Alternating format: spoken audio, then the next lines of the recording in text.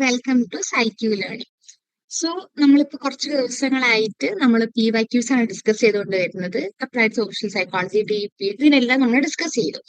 അപ്പൊ ഇനി നിങ്ങൾക്ക് നാളെ എക്സാം ഉള്ളതാണ് നമ്മുടെ എലക്ടീവ് പേപ്പർ ആയിട്ടുള്ള പോസിറ്റീവ് സൈക്കോളജി.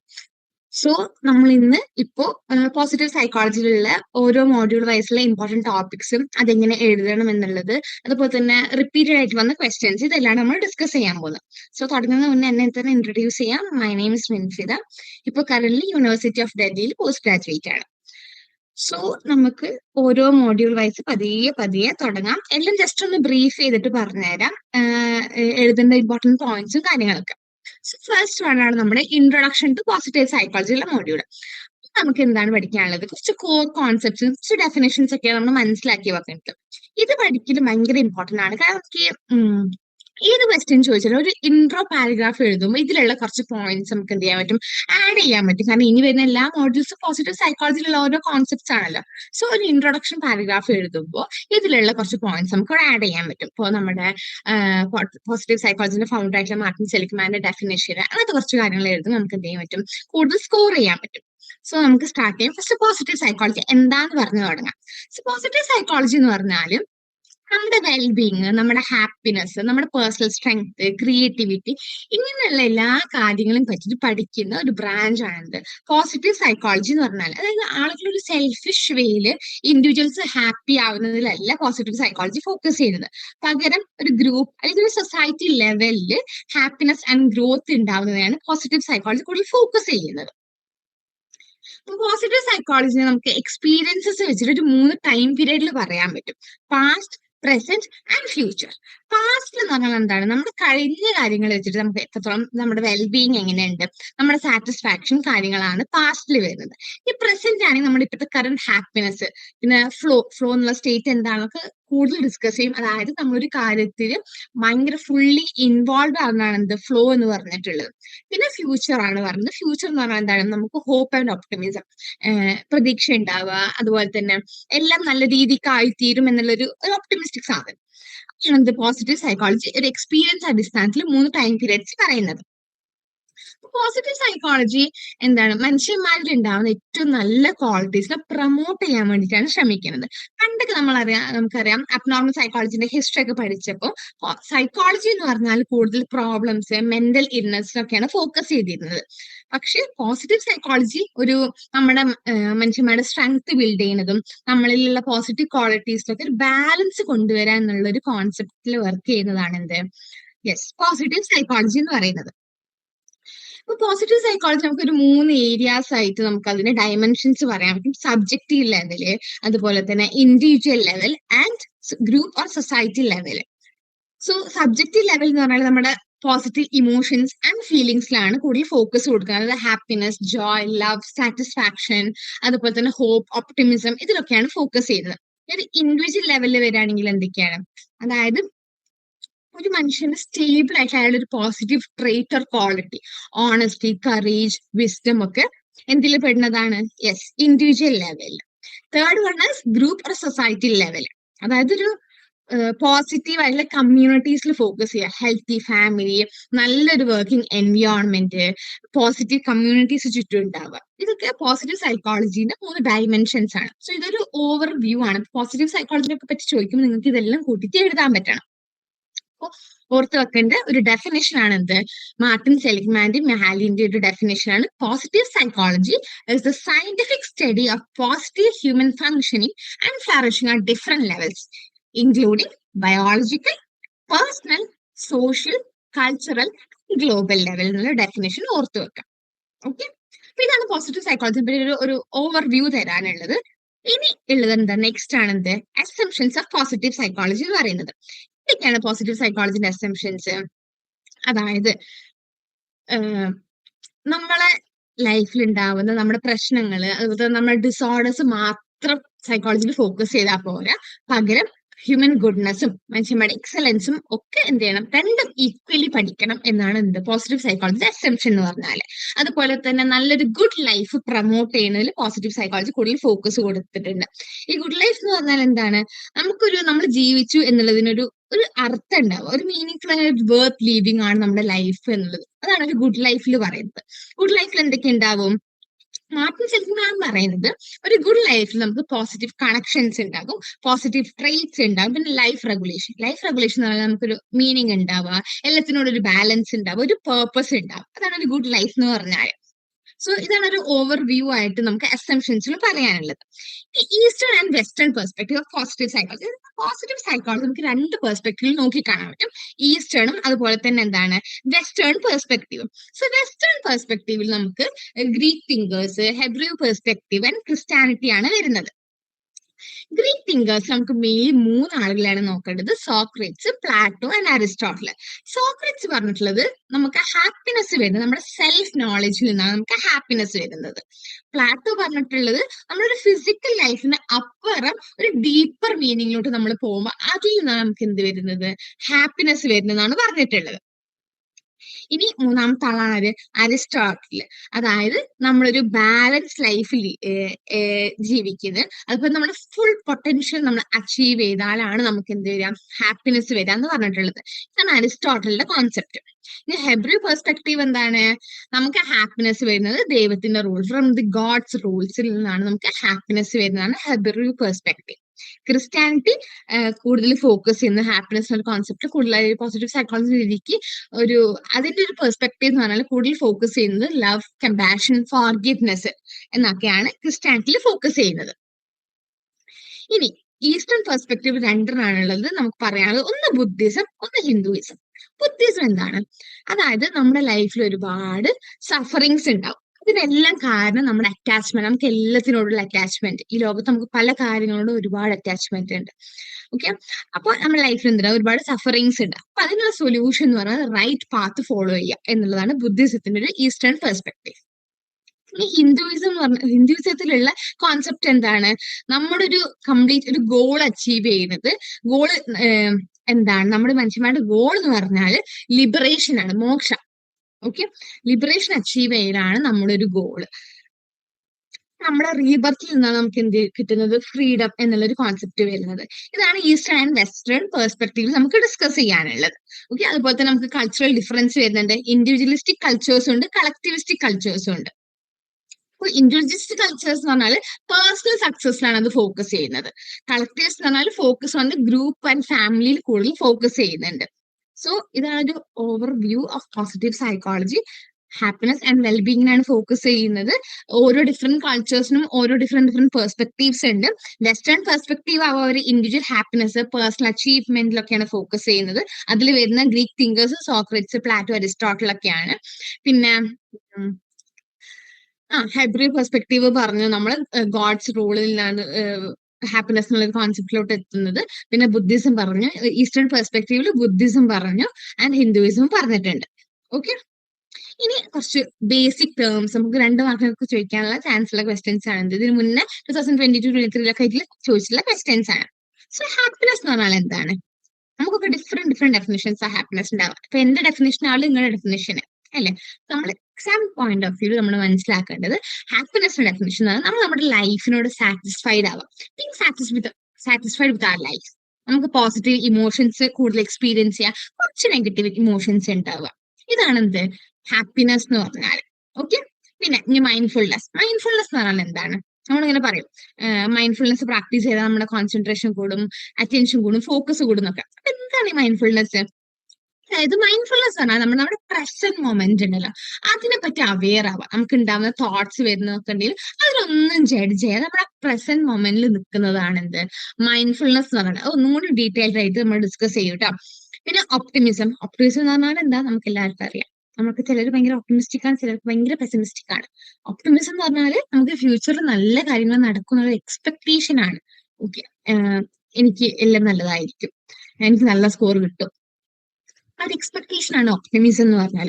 ഹോപ്പ് എന്ന് പറഞ്ഞാൽ എന്താണ്, നമുക്ക് കുറെ ഗോളുകൾ ഉണ്ടാവുക, ആ ഗോളുകൾ അച്ചീവ് ചെയ്യാൻ വേണ്ടി നമ്മൾ വഴികൾ കണ്ടുപിടിക്കുക, ഓരോ പ്രതീക്ഷകൾ നമ്മൾ കണ്ടുപിടിക്കുക. അതാണ് എന്ത് ഹോപ്പ് എന്ന് പറഞ്ഞാൽ. പിന്നെ അതാണ് റിപ്രഷൻ എന്ന് പറഞ്ഞാൽ നമുക്ക് പെയിൻഫുൾ ആയിട്ടുള്ള ഒരുപാട് തോട്ട്സും കാര്യങ്ങളെല്ലാം ഉണ്ടാവും. നമുക്ക് എല്ലാവർക്കും ഓരോ മനുഷ്യനും പല പ്രശ്നങ്ങളും തോട്ട്സും കാര്യങ്ങളൊക്കെ ഉണ്ടാവും. അപ്പൊ നമ്മുടെ പെയിൻഫുൾ ആയിട്ടുള്ള തോട്ട്സിനെല്ലാം നമ്മൾ അൺകോൺഷ്യസ് മൈൻഡിലോട്ട് പുഷ് ചെയ്യുന്നതാണ് എന്ത് റിപ്രഷൻ എന്ന് പറഞ്ഞാൽ. സോ സോ ഇതാണ് നമ്മുടെ ഫസ്റ്റ് മോഡ്യൂളിൽ ഇമ്പോർട്ടന്റ് ആയി ചോദിച്ചു കണ്ടിട്ടുള്ളത്. ഇതിൽ ഏറ്റവും കൂടുതൽ ഫോക്കസ് ചെയ്യുന്നത് നമ്മുടെ ഈസ്റ്റേൺ ആൻഡ് വെസ്റ്റേൺ പെർസ്പെക്ടീവ് ഒന്നും കൂടി ഡീറ്റെയിൽ ആയിട്ട് ഞാൻ വളരെ ബ്രീഫ് ആയിട്ടാണ് പറഞ്ഞിട്ടുള്ളത്. നമ്മൾ ഭയങ്കര ഡീറ്റെയിൽ ആയിട്ട് ഒരു കുറച്ചുകൂടി നമ്മുടെ നോട്ട്സിലുണ്ട് എന്താണ് ഒരു പാരഗ്രാഫ് ആയിട്ട്, അത് വൃത്തിക്ക് നോക്കിയിട്ട് എക്സാമിന് പോകണം. ഓക്കെ, പിന്നെ പോസിറ്റീവ് സൈക്കോളജി അസംഷൻസ് ഇതൊക്കെ റിപ്പീറ്റ്ലി ചോദിച്ചു കണ്ടിട്ടുള്ളത് കേട്ടോ. ഇനി നെക്സ്റ്റ് വൺ ആണ് എന്ത് വെൽബീങ് എന്നുള്ളത്. നമ്മുടെ സെക്കൻഡ് മോഡ്യൂൾ എന്തൊക്കെയാണ് ചോദിച്ചു കണ്ടിട്ടുള്ളത്, റിപ്പീറ്റഡ് ആയിട്ട് ചോദിച്ചിട്ടുള്ളതാണ് എന്ത് പെർസ്പെക്ടീവ്സ് ഓൺ വെൽബീങ്. പക്ഷെ അത് പറയുന്നതിന് മുന്നേ വെൽബീങ് എന്താണെന്ന് നോക്കാം. വെൽബീങ് എന്ന് പറഞ്ഞാല് നമുക്കൊക്കെ ഒരു ഒപ്റ്റിമൽ ആയിട്ടുള്ള നമ്മുടെയൊക്കെ ഒരു ഫങ്ഷനിങ് ആൻഡ് എക്സ്പീരിയൻസസ് ഉണ്ടല്ലോ, അതിനാണ് നമ്മൾ വെൽബീങ് എന്ന് പറഞ്ഞാൽ. അതായത് ഒരു മനുഷ്യൻ അയാളുടെ ലൈഫിൽ എന്താണ് തോട്ട്സ്, ഇമോഷൻസ് ആൻഡ് ബിഹേവിയേഴ്സ്, ഈ 3 ഫോക്കസ് ഉണ്ടല്ലോ, തോട്ട്സ്, ഇമോഷൻസ് ആൻഡ് ബിഹേവിയേഴ്സ്, ഇതൊക്കെ അയാളുടെ ലൈഫിൽ എങ്ങനെ പോകുന്നു എന്നുള്ളതിനെയാണ് എന്ത് പറയുന്നത് വെൽബീങ് എന്ന് പറഞ്ഞാൽ. How well A person is doing in life in terms of thoughts, emotions and behaviours. ഇന്നൊക്കെ സൈക്കോളജിയിൽ വളരെ ഒരു ഭയങ്കര ഇമ്പോർട്ടന്റ് ആയിട്ട് ഒരു ഗ്രോയിങ് ഫീൽഡാണ് വെൽബീങ് എന്നുള്ളൊരു കോൺസെപ്റ്റ് കേട്ടോ. സോ വെൽബീങ് നമുക്ക് 2 ടൈപ്സ് ഓഫ് വെൽബീങ് ഉണ്ട്. സബ്ജക്റ്റീവ് വെൽബീങ് ഉണ്ട്, അതുപോലെ തന്നെ സൈക്കോളജിക്കൽ വെൽബീങ് ഉണ്ട്. സോ സബ്ജക്റ്റീവ് വെൽബീങ് എന്താണ്, നമ്മുടെ ലൈഫിനെ പറ്റിയിട്ടുള്ള നമ്മളൊരു കോഗ്നിറ്റീവ് ആൻഡ് ഇമോഷണൽ ഇവാലുവേഷൻ ആണ് എന്ത് സബ്ജക്റ്റീവ് വെൽബീങ് എന്ന് പറഞ്ഞാൽ. അതായത് ലൈഫ് സാറ്റിസ്ഫാക്ഷൻ, നമ്മൾ എന്താണ് ആലോചിക്കുകയാണ്, തിങ്കിങ് ആസ്പെക്ട് ആണ്, പോസിറ്റീവ് ഇമോഷൻസ്, നെഗറ്റീവ് ഇമോഷൻസ്. ഇത് കൂടുതൽ ഫോക്കസ് ചെയ്യുന്നത് ഈ ഒരു സബ്ജക്റ്റീവ് വെൽബീങ് എന്നുള്ള കോൺസെപ്റ്റ് കൂടുതൽ ഹെഡോണിക് ഫിലോസഫിയിൽ നിന്ന് വന്നിട്ടുള്ളതാണ്. അതായത് കൂടുതൽ പ്ലഷർ, പെയിൻ വളരെ കുറവാവുക എന്നുള്ളത്. അതായത് കൂടുതൽ പോസിറ്റീവ്, അതായത് സബ്ജക്റ്റീവ് വെൽബീങ് കൂടുതലുള്ള ഒരാൾക്ക് അയാൾക്ക് കൂടുതൽ പോസിറ്റീവ് ഇമോഷൻസ് ഫീൽ ചെയ്യുന്നുണ്ടാകും, വളരെ കുറച്ച് നെഗറ്റീവ് ഇമോഷൻസ് ഫീൽ ചെയ്യാം. അങ്ങനെ ആകുമ്പോൾ എന്ത് ചെയ്യും, അവരുടെ ലൈഫിൽ സാറ്റിസ്ഫൈഡ് ആണുള്ളത്. അപ്പോൾ അതാണ് സബ്ജക്റ്റീവ് വെൽബീങ് എന്ന് പറഞ്ഞാൽ. സൈക്കോളജിക്കൽ വെൽബീയിങ് എന്ന് പറഞ്ഞാൽ എന്താണ്, അതായത് ഒരു മീനിങ് ഫുൾ ആയിട്ടുള്ള, ഒരു പർപ്പസ് ഉള്ള, ഒരു വർത്തി ആയിട്ടുള്ള ഒരു ലൈഫ് ലീഡ് ചെയ്യാൻ അതിൽ ഫോക്കസ് ചെയ്യുന്നതാണ് സൈക്കോളജിക്കൽ വെൽബീങ് എന്ന് പറഞ്ഞാൽ. ഇതില് ഒരു 6 ഡയമെൻഷൻസ് പറയുന്നുണ്ട് കരോൾ റിഫർ. പോസിറ്റീവ് സൈക്കോളജിക്കൽ വെൽബീയിങ്ങിന്റെ 6 ഡയമെൻഷൻസ് പറയുന്നുണ്ട്. Self acceptance, positive relationships, purpose in life, autonomy, എൻവയോൺമെന്റൽ മാസ്റ്ററി ആൻഡ് പേഴ്സണൽ ഗ്രോത്ത്. ഇതാണ് 6 ഡയമെൻഷൻസ്. ഇപ്പൊ സബ്ജക്റ്റീവ് വെൽബീങ് ഒരു ഹെഡോണിക് വ്യൂ ആണ്. ഒരു ഹെഡോണിക് ഫിലോസഫിയിൽ പറയുകയാണെങ്കിൽ ഇതൊരു യുഡേമോണിക് വ്യൂവിലാണ് പറയുന്നത്. യുഡേമോണിക് വ്യൂ എന്ന് പറഞ്ഞാൽ കൂടുതൽ ഫോക്കസ് ചെയ്യുന്നത് ഗ്രോത്ത്, മീനിങ്, നമ്മളൊരു മനുഷ്യൻ എന്നുള്ള രീതിക്ക് നമ്മളൊരു ട്രൂ പൊട്ടൻഷ്യൽ മനസ്സിലാക്കുക. അപ്പൊ റിസർച്ചസ് ഒക്കെ കാണിക്കുന്നത് എന്താണെന്ന് വെച്ചാൽ നമുക്ക് നല്ല എഡ്യൂക്കേഷൻ ഉണ്ട്, അതുപോലെ നല്ല വർക്ക് ഔട്ട്കം ഒക്കെ ഉണ്ടെങ്കിലും നമുക്ക് ഒന്നുകൂടി ഒരു മീനിങ് ഫുൾ ലൈഫ് ആയിരിക്കും. സ്ട്രെസ് കുറവാ, പ്രോക്രാസ്റ്റിനേഷൻ കുറവൊക്കെ ആണെങ്കിൽ അവർക്ക് നല്ല രീതിക്ക് സൈക്കോളജിക്കൽ വെൽബീങ് ഉണ്ടെന്നാണ് പറയുന്നത്. സോ ഇതാണ് വെൽബീങ്ങിന്റെ ഒരു ഓവറോൾ കോൺസെപ്റ്റ് എന്ന് പറയുന്നത്. ഇനി വെൽബീങ്ങിന്റെ പെർസ്പെക്ടീവ്സ്, ഇപ്പൊ ഞാൻ പറഞ്ഞിട്ടുള്ള കാര്യം തന്നെയാണ് എന്ത് വെൽബീയിങ്ങിന് 2 പെർസ്പെക്ടീവ്സ് ആണുള്ളത്. ഒന്ന് ഹെഡോണിക് പെർസ്പെക്ടീവും പിന്നെ യുഡേമോണിക് പെർസ്പെക്ടീവും. ഹെഡോണിക് പെർസ്പെക്ടീവിന്റെ കോർ ഐഡിയ എന്താണ്, അത് നമ്മുടെ വെൽബീങ് എന്ന് പറഞ്ഞാല് നമുക്കൊരു നല്ലൊരു feeling good and pleasure experience ചെയ്യാം. അതായത് ലൈഫിന്റെ ഏറ്റവും വലിയ ഗോൾ എന്ന് പറഞ്ഞാൽ മാക്സിമം പ്ലഷർ ഉണ്ടാവുക. അതുപോലെ തന്നെ പ്ലഷറിനും പെയിനും എല്ലാം ഈ ഒരു ഇതിന് മെയിൻ വന്നിട്ടുള്ള കുറച്ച് തിങ്കേഴ്സ് ആണ്, ഡാനിയൽ കാൻമാനും അരിസ്റ്റപ്പസും ഒക്കെ. അപ്പൊ ഡാനിയൽ കാൻ പറഞ്ഞിട്ടുള്ളത് അയാള് പെയിനെയും പ്ലഷറിനൊക്കെ സയന്റിഫിക്കലി പഠിച്ചിട്ടുണ്ട്. അപ്പൊ ഈ പറഞ്ഞ 2-3 ആളുകളൊക്കെ ഈ ഒരു ഹെഡോണിക് പെർസ്പെക്ടീവിലുള്ള ഒരു കീ തിങ്കേഴ്സ് ആട്ടോ. അപ്പൊ ഇതിന്റെ മെയിൻ പെർസ്പെക്ടീവ് എന്ന് പറഞ്ഞാല് ഈ ഒരു പെർസ്പെക്ടീവിന്റെ ഒരു ഫീച്ചേഴ്സ് എന്ന് പറഞ്ഞാല് ഒന്ന് ഹാപ്പിനെസ്, സാറ്റിസ്ഫാക്ഷൻ, എൻജോയ്മെന്റ്, ഇതിലൊക്കെയാണ് അവർ കൂടുതൽ ഫോക്കസ് ചെയ്യുന്നത്. ഒറ്റ സെന്റൻസ് ഓർത്ത് വെക്കുക, ഇവിടുത്തെ ഒരു ഫോക്കസ് എന്ന് പറഞ്ഞാൽ പെയിൻ കുറക്കുക, നമ്മുടെ പ്ലഷർ കൂട്ടുക. അപ്പൊ ഒരു ഫ്രണ്ട്സ് ആയിട്ടൊക്കെ വല്ലാണ്ട് എൻജോയ് ചെയ്യുന്ന ഒരാള് എപ്പോഴും ഭയങ്കര റിലാക്സ്ഡ് ആയിട്ട് അയാൾക്ക് ഒരു ഹാപ്പി ഫീലിംഗ് ആയിരിക്കും, അയാൾക്ക് ഹൈ വെൽബീങ് ആയിരിക്കും ഉണ്ടാവുക ഈ ഒരു പെർസ്പെക്ടീവിലൂടെ നോക്കുമ്പോ. പക്ഷെ ഇതിന്റെ ഒരു ലിമിറ്റേഷൻ എന്ന് പറഞ്ഞാൽ നമുക്ക് പ്ലഷർ എപ്പോഴും നമുക്കൊരു ലോങ് ടേം ഗ്രോത്തോ ഒരു മീനിങ്ങോ ലൈഫിന് ഒരു മീനിങ്ങോ ഉണ്ടാക്കുന്നില്ല. ഇനി സെക്കൻഡ് പെർസ്പെക്ടീവ് ആണ് യുഡേമോണിക് പെർസ്പെക്ടീവ്. അത് കൂടുതൽ മീനിങ് ബേസ്ഡ് ആണ്. അതായത് നമ്മൾ നമ്മൾ ജീവിക്കുന്ന ഒരു നമ്മളുണ്ട്. അതല്ലാണ്ട് നമ്മളൊരു ട്രൂ സെൽഫ് ഉണ്ട്. അപ്പൊ നമ്മൾ ആ ട്രൂ സെൽഫിനും നമുക്ക് ആഗ്രഹിക്കുന്ന നമുക്ക് കുറച്ച് വാല്യൂസുമാണ് നമ്മൾ ആഗ്രഹിക്കുന്നത്. ആ വാല്യൂസിനും ആ ട്രൂ സെൽഫിനൊക്കെ അനുസരിച്ച് നമ്മൾ ലീവ് ചെയ്യുകയാണെങ്കിൽ ആ ആ കോൺസെപ്റ്റ് ഓഫ് വെൽബീയിങ്ങിനെയാണ് എന്ത് ഈ ഒരു പെർസ്പെക്റ്റീവിലൂടെ നമ്മൾ പറയുന്നത്, യൂഡമോണിക് പെർസ്പെക്റ്റീവ്. ഇതിൽ വരുന്ന കീ തിങ്കേഴ്സ് ആരൊക്കെയാണ്? അരിസ്റ്റോട്ടല്, അതായത് നമ്മൾ നല്ല മീനിങ് ആയിട്ടുള്ള ആക്ഷൻസ് ഒക്കെ ചെയ്യുമ്പോൾ നമുക്ക് ട്രൂ ഹാപ്പിനെസ് വരുന്നതാണ് അരിസ്റ്റോട്ടൽ പറഞ്ഞിട്ടുള്ളത്. പിന്നെ കരോൾ റിഫ്, നമ്മൾ സൈക്കോളജിക്കൽ വെൽബീന്റെ 6 ഡയമെൻഷൻസ് പറഞ്ഞ്. ഓക്കെ, ഇതിൽ വരുന്നൊരു കുഞ്ഞു കോൺസെപ്റ്റ് ആണ് സെൽഫ് ഡിറ്റർമിനേഷൻ തിയറി എന്നുള്ളത്. അതായത് നമുക്ക് 3 ബേസിക് സൈക്കോളജിക്കൽ നീഡ്സ് ആണുള്ളത്: autonomy, competence and relatedness. Autonomy എന്ന് പറഞ്ഞാൽ നമുക്ക് നമ്മുടെ ലൈഫിൽ ഒരു കൺട്രോൾ ഉണ്ടാവുക. കോമ്പിറ്റൻസ് എന്ന് പറഞ്ഞാൽ നമുക്കൊരു എല്ലാത്തിനോടും നമ്മൾ കേപ്പബിൾ ആയി എന്നുള്ള ഒരു ഫീലിംഗ് ഉണ്ടാവുക. റിലേറ്റഡ്നെസ് എന്താണ്? നമുക്ക് ബാക്കിയുമായിട്ട് കണക്ട് ചെയ്യാനാവുക. അപ്പൊ ഈ ഒരു നീഡ്സ് എല്ലാം ഫുൾഫിൽ ചെയ്താൽ നമ്മൾ എന്ത് ചെയ്യും? നമുക്ക് ഗ്രോത്ത് ഉണ്ടാകും, നമുക്ക് ഈ ഒരു വെൽബീങ് ഉണ്ടാവും എന്നാണ് പറയുന്നത്. അപ്പൊ നേരത്തെ നമ്മൾ പറഞ്ഞ ഹെഡോണിക് വ്യൂവിൽ എന്ന് പറഞ്ഞാൽ കൂടുതൽ ഫോക്കസ് ചെയ്യുന്നത് എന്തിനാണ്? പ്ലഷറിനാണ് കൂടുതൽ ഫോക്കസ് ചെയ്യുന്നത്, പെയിൻ കുറക്കാന്നുള്ളത്. പക്ഷെ ഇവിടെ എന്ന് പറഞ്ഞാൽ അതൊരു ലോങ് ടേം ഫുൾഫിൽമെന്റ് ആണ്. അതായത് ഒരു വ്യക്തി അയാളെ ഇമ്പ്രൂവ് ചെയ്യാൻ വേണ്ടി ശ്രമിക്കുന്നത്, അയാളുടെ ഗോളിലോട്ട് വേണ്ടി വർക്ക് ചെയ്യുന്നത്, ബാക്കിയുള്ളവരെ ഹെൽപ്പ് ചെയ്യുന്നത്, അങ്ങനത്തെ ഹൈ വെൽബീങ് ഉണ്ട് നമുക്ക് പറയാനും എപ്പോ നമ്മളൊരു യൂഡമോണിക് പെർസ്പെക്റ്റീവിലൂടെ നോക്കുമ്പോ. ഇതാണ് ഈ 2 പെർസ്പെക്റ്റീവ്സ് എന്നുള്ള ഒരു കാര്യം. ഓക്കെ, ഇനി കുറച്ച് റിലേറ്റഡ് കോൺസെപ്റ്റ്സ് പറയുകയാണെങ്കിൽ സെറ്റ് പോയിന്റ് എന്നുള്ളൊരു കാര്യമുണ്ട്. സെറ്റ് പോയിന്റ് എന്ന് പറഞ്ഞാൽ എന്താ? നമുക്ക് എല്ലാവർക്കും ഒരു സെറ്റ് പോയിന്റ് ഉണ്ടാവും. സെറ്റ് പോയിന്റ് എന്ന് പറഞ്ഞാല് നമ്മുടെ ഹാപ്പിനെസ് ലെവലിന് ഒരു ബേസ് ലൈൻ ഉണ്ട്. ഓക്കെ, അതായത് നമുക്ക് നല്ല രീതിക്ക് പോസിറ്റീവ് ആയിട്ടുള്ള അല്ലെങ്കിൽ ഒരു നെഗറ്റീവ് ആയിട്ടുള്ള ഒരു ഇവന്റ് ഉണ്ടായെന്ന് വിചാരിക്കുക. ആ ഇവന്റിന് ശേഷം നമ്മൾ എന്ത് ചെയ്യും? നമ്മുടെ യൂഷ്വൽ ലെവൽ ഓഫ് ഹാപ്പിനെസ് ഉണ്ട്. ഇതിപ്പോ നമ്മുടെ യൂഷ്വൽ ലെവൽ ഓഫ് ഹാപ്പിനെസ് ആണ്. നമുക്കൊരു പോസിറ്റീവ് ഇവന്റ് ഉണ്ടായാൽ നമ്മുടെ ഹാപ്പിനെസ് വല്ലാണ്ട് റേസ് ആവും. പക്ഷെ എന്ത് ചെയ്യും? ഓവർ ടൈം അത് അതിന്റെ യൂഷ്വൽ ലെവലിലോട്ട് തിരിച്ചെത്തുമെന്നാണ് പറയുന്നത്. എക്സാമ്പിൾ പറയുകയാണെങ്കിൽ ഒരു കുട്ടിക്ക് എക്സാം കഴിഞ്ഞപ്പോൾ നല്ല രീതിക്ക് മാർക്ക് കിട്ടി, ആ കുട്ടി ഭയങ്കര അധികം ഹാപ്പി ആയി. പക്ഷെ കുറച്ച് ആഴ്ച കഴിയുമ്പോൾ ആ കുട്ടി എന്ത് ചെയ്യും? തിരിച്ചു അതായത് നോർമൽ ലെവലിലോട്ട് വരും. ഇതുപോലെ തന്നെയാണ് നെഗറ്റീവ് ഇവന്റിന്റെ കാര്യം പറയുകയാണെങ്കിൽ. ഈ ലാംഗ്വേജിങ് എന്നുള്ള ഒരു കോൺസെപ്റ്റ് ഉണ്ട്. ലാംഗ്വേജിങ് എന്ന് പറഞ്ഞാൽ നമ്മുടെ വെൽബീങ് ലോ ആയി നിൽക്കുന്ന ഒരു സ്റ്റേറ്റ് ഉണ്ട്. അതിനാണ് നമ്മൾ ലാംഗ്വേജിങ് എന്ന് പറയുന്നത്. ഡിപ്രസ്ഡ് ഒന്നുമല്ല, പക്ഷെ ഒരു ഹാപ്പിയോ അല്ലെങ്കിൽ ഒരു ഫുൾഫിൽഡ് ഫീലിംഗ് അല്ല ഉണ്ടാവുക. ഇത് of emptiness, lack of motivation, അല്ലെങ്കിൽ ഇങ്ങനെ ലൈഫിൽ സ്റ്റക്ക് ആയ ഒരു ഫീലായിരിക്കും ഉണ്ടാവുക. അതാണ് ലാംഗ്വേജിങ് എന്ന് പറഞ്ഞാല്. ഒരു കുട്ടി എന്നും ക്ലാസ് അറ്റൻഡ് ചെയ്യുന്ന, വർക്ക് കംപ്ലീറ്റ് ചെയ്യുന്ന, പക്ഷെ ആ കുട്ടിക്ക് ഭയങ്കര ഡിസ്കണക്റ്റഡ് ആയിട്ട് ഒരു പർപ്പസ് ഇല്ലാത്ത പോലെ ഫീൽ ചെയ്യുന്നത്. അതാണ് ലാംഗ്വേജിങ് എന്നുള്ള കോൺസെപ്റ്റ്. ഇനി നെക്സ്റ്റ് ഇസ് ബ്ലിസ്. ബ്ലിസ് എന്ന് പറഞ്ഞാൽ എക്സ്ട്രീം ആയിട്ടുള്ള നമ്മുടെ ഹാപ്പിനെസ് ഒരു ജോയ്, ആ ഒരു സ്റ്റേറ്റിനാണ് നമ്മൾ ബ്ലിസ് എന്ന് പറയുന്നത്. അത് നോർമൽ ഹാപ്പിനെസ്സിനെക്കാട്ടിലും ഭയങ്കര അധികം ഇന്റൻസീവ് ആണ്, പക്ഷെ ഷോർട്ട് ലാസ്റ്റിംഗ് ആണ്. കുറച്ച് സമയം അത് ഉണ്ടാവുള്ളൂ. ഓക്കെ, ഈ സെറനിറ്റി എന്ന് പറഞ്ഞാൽ എന്താണ്? നമുക്കൊരു സ്റ്റേറ്റ്, നമ്മളൊരു ഭയങ്കര കാം ആയിട്ടുള്ള, ഭയങ്കര പീസ് ആയിട്ടുള്ള ഒരു ഇന്നർ സ്റ്റെബിലിറ്റി, അതിനാണ് നമ്മൾ സെറനിറ്റി എന്ന് പറയുന്നത്. അത് നമ്മൾ ക്വൈറ്റ് ആണ്, നമ്മുടെ ഒരു വെൽബീങ് ലോങ് ലാസ്റ്റിംഗ് ഫോം ആണ്. അതായത് നമ്മള് നേച്ചറിൽ ഇരിക്കുന്ന, അല്ലെങ്കിൽ മെഡിറ്റേറ്റ് ചെയ്യുന്ന, അങ്ങനെയൊക്കെ ആകുമ്പോൾ നമുക്കൊരു എക്സൈറ്റ്മെന്റ് ഒന്നും ഇല്ലാതെ തന്നെ നമുക്കൊരു ഫീലിംഗ് ഓഫ് പീസ്ഫുൾ ഉണ്ടാകും. പീസ് ആയിട്ടൊരു റിലാക്സ്ഡ് ഫീലിംഗ് ഉണ്ടാവും. അതാണ് സെറനിറ്റി എന്ന് പറയുന്നത്. ഇനി എബിലിയൻസ് എന്ന് പറഞ്ഞാൽ എന്താണ്? ഹൈ എനർജി അല്ലെങ്കിൽ ഹൈ എക്സൈറ്റ്മെന്റ് ആണ്. അതായത് നമ്മുടെ ഹാപ്പിനെസിന്റെ ഒരു ഭയങ്കര എക്സ്പ്രസീവ് ഫോം ആണ്. ഒരാള് ഒരു പാർട്ടിയിൽ അയാൾക്ക് ഭയങ്കര ഫുൾ ഓഫ് എനർജി ആയിട്ട്, എക്സൈറ്റ്മെന്റ് ആയിട്ട് ഫ്രണ്ട്സായിട്ട് സെലിബ്രേറ്റ് ചെയ്യാം. അത് എബുലൻസിന്റെ എക്സാമ്പിൾ ആണ്. സോ ഇത്രയാണ് വെൽബീങ്ങിൽ റിപ്പീറ്റ് ആയിട്ട് ചോദിച്ചാലുള്ള main concepts. Perspective of wellbeing വളരെയധികം ഇമ്പോർട്ടന്റ് ആണ്. നമുക്ക് എസ് സി ആയിട്ടും അല്ലെങ്കിൽ 5 മാർക്കിനൊക്കെ ആയിട്ട് ചോദിച്ച് കണ്ടിട്ടുള്ള ക്വസ്റ്റ്യൻ ആണ്. അതിൽ നമ്മൾ യൂഡമോണിക് ആൻഡ് ഹെഡോണിക് പെർസ്പെക്ടീവ്സിനെ പറ്റി പറയാം. സോ നിങ്ങളിത് എഴുതുമ്പോൾ ഫസ്റ്റ് പാരഗ്രാഫ് ഓഫ് ഇൻട്രോ ആയിട്ട് നമ്മൾ വെൽബീങ്ങിനെ പറ്റി കൊടുക്കണം. ഞാൻ പറഞ്ഞു ടൈപ്സ് ഓഫ് വെൽബീങ് എന്താന്ന് പറഞ്ഞു, വെൽബീങ്ങിനെ പറ്റി പറഞ്ഞു.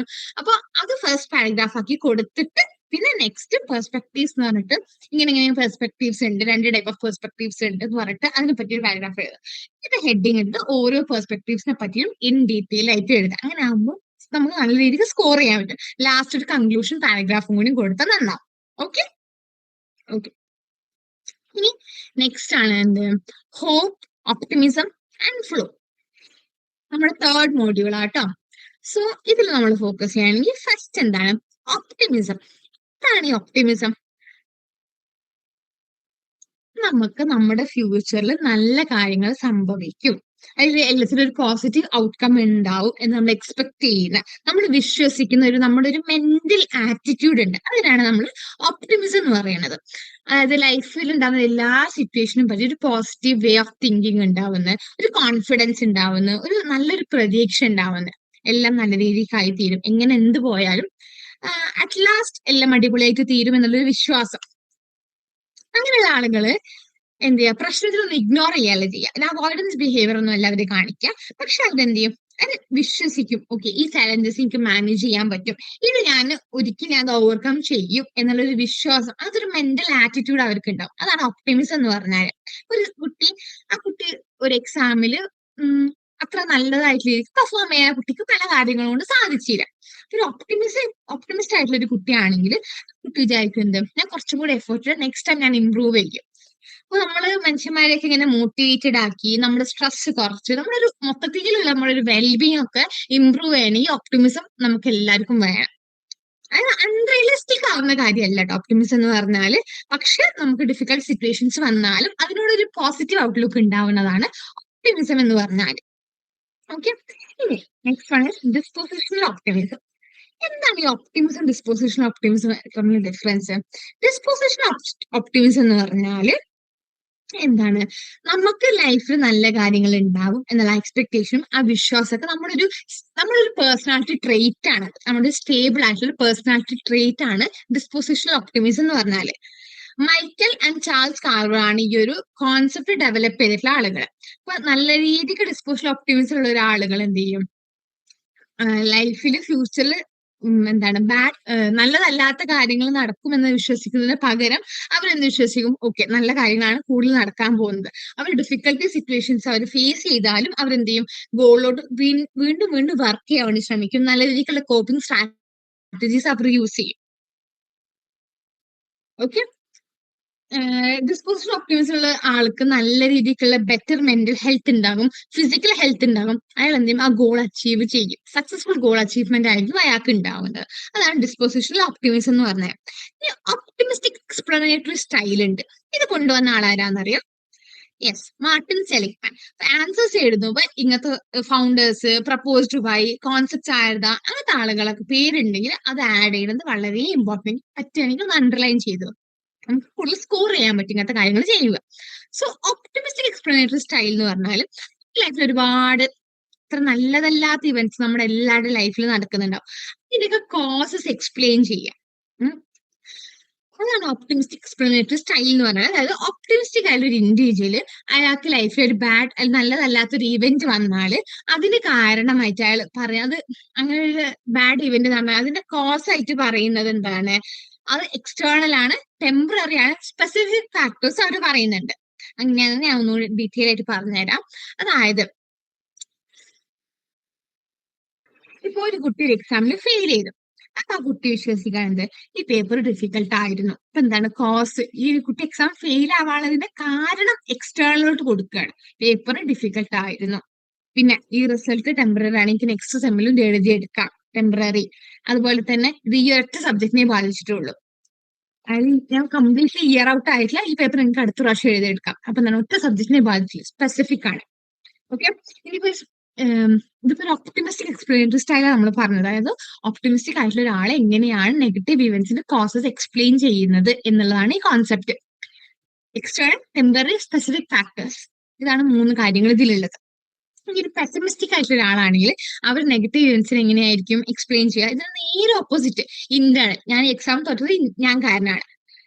ഓക്കെ, പിന്നെ സ്റ്റേബിൾ, നേരത്തെ നമ്മൾ പറഞ്ഞത് ടെമ്പററി ആന്ന് പറഞ്ഞു. ഇവിടെ സ്റ്റേബിൾ ആൻഡ് ഗ്ലോബൽ ആയിരിക്കും. അതായത് നമ്മളെ തന്നെ ബ്ലെയിം ചെയ്യുക, ഞാൻ കാരണമാണ് ഞാൻ എക്സാം തോറ്റത്, അങ്ങനെയാണ് ഇങ്ങനെയാണുള്ള സാധനം. ഓക്കെ, ഈ പ്രശ്നം ഒരിക്കലും തീരൂല, ഇതെല്ലാത്തിനും ബാധിക്കും. ഞാൻ എക്സാം ഫെയിലായി, ഇത് ഇനി ആരുടെ അടുത്ത് മിണ്ടൂല, ടീച്ചേഴ്സ് എന്നെ ഇഷ്ടം ഉണ്ടാവില്ല, അങ്ങനെ എല്ലാത്തിനും ബാധിക്കും. ഒരു പെസിമിസ്റ്റിക് ആയിട്ടുള്ള ഒരാൾ അങ്ങനെ ആയിരിക്കും നെഗറ്റീവ് ഇവന്റിന്റെ കോസിനെ പറയുന്നത്. ഓക്കെ, അപ്പൊ നമ്മുടെ ലൈഫിൽ ഉണ്ടാകുന്ന സിറ്റുവേഷൻസും പ്രശ്നങ്ങളും കാര്യങ്ങളെല്ലാം നമ്മൾ എങ്ങനെ അതിനെ എക്സ്പ്ലെയിൻ ചെയ്യുന്നു എന്നുള്ളത് നമ്മൾ ഓവറോൾ വെൽബീങ്ങിനെ ബാധിക്കുന്ന കാര്യമാണ്. ഇനി next is neuro biology of optimism. അതായത് നമ്മുടെ ഒരു ബിഹേവിയർ, നമ്മുടെ പോസിറ്റീവ് തിങ്കിങ് ഇതിനൊക്കെ ഇൻഫ്ലുവൻസ് ചെയ്യുന്ന നമ്മുടെ ബ്രെയിൻ്റെ സിസ്റ്റംസും കെമിക്കൽസും ഏതൊക്കെയാണെന്നാണ് ഈ ന്യൂറോബയോളജി ഓഫ് ഒപ്റ്റിമിസത്തിൽ പറയുന്നത്. ഓക്കെ, നമ്മൾ വിചാരിക്കും ഒപ്റ്റിമിസം എന്ന് പറഞ്ഞ സൈക്കോളജിക്കൽ കോൺസെപ്റ്റ് മാത്രമാണെന്ന്.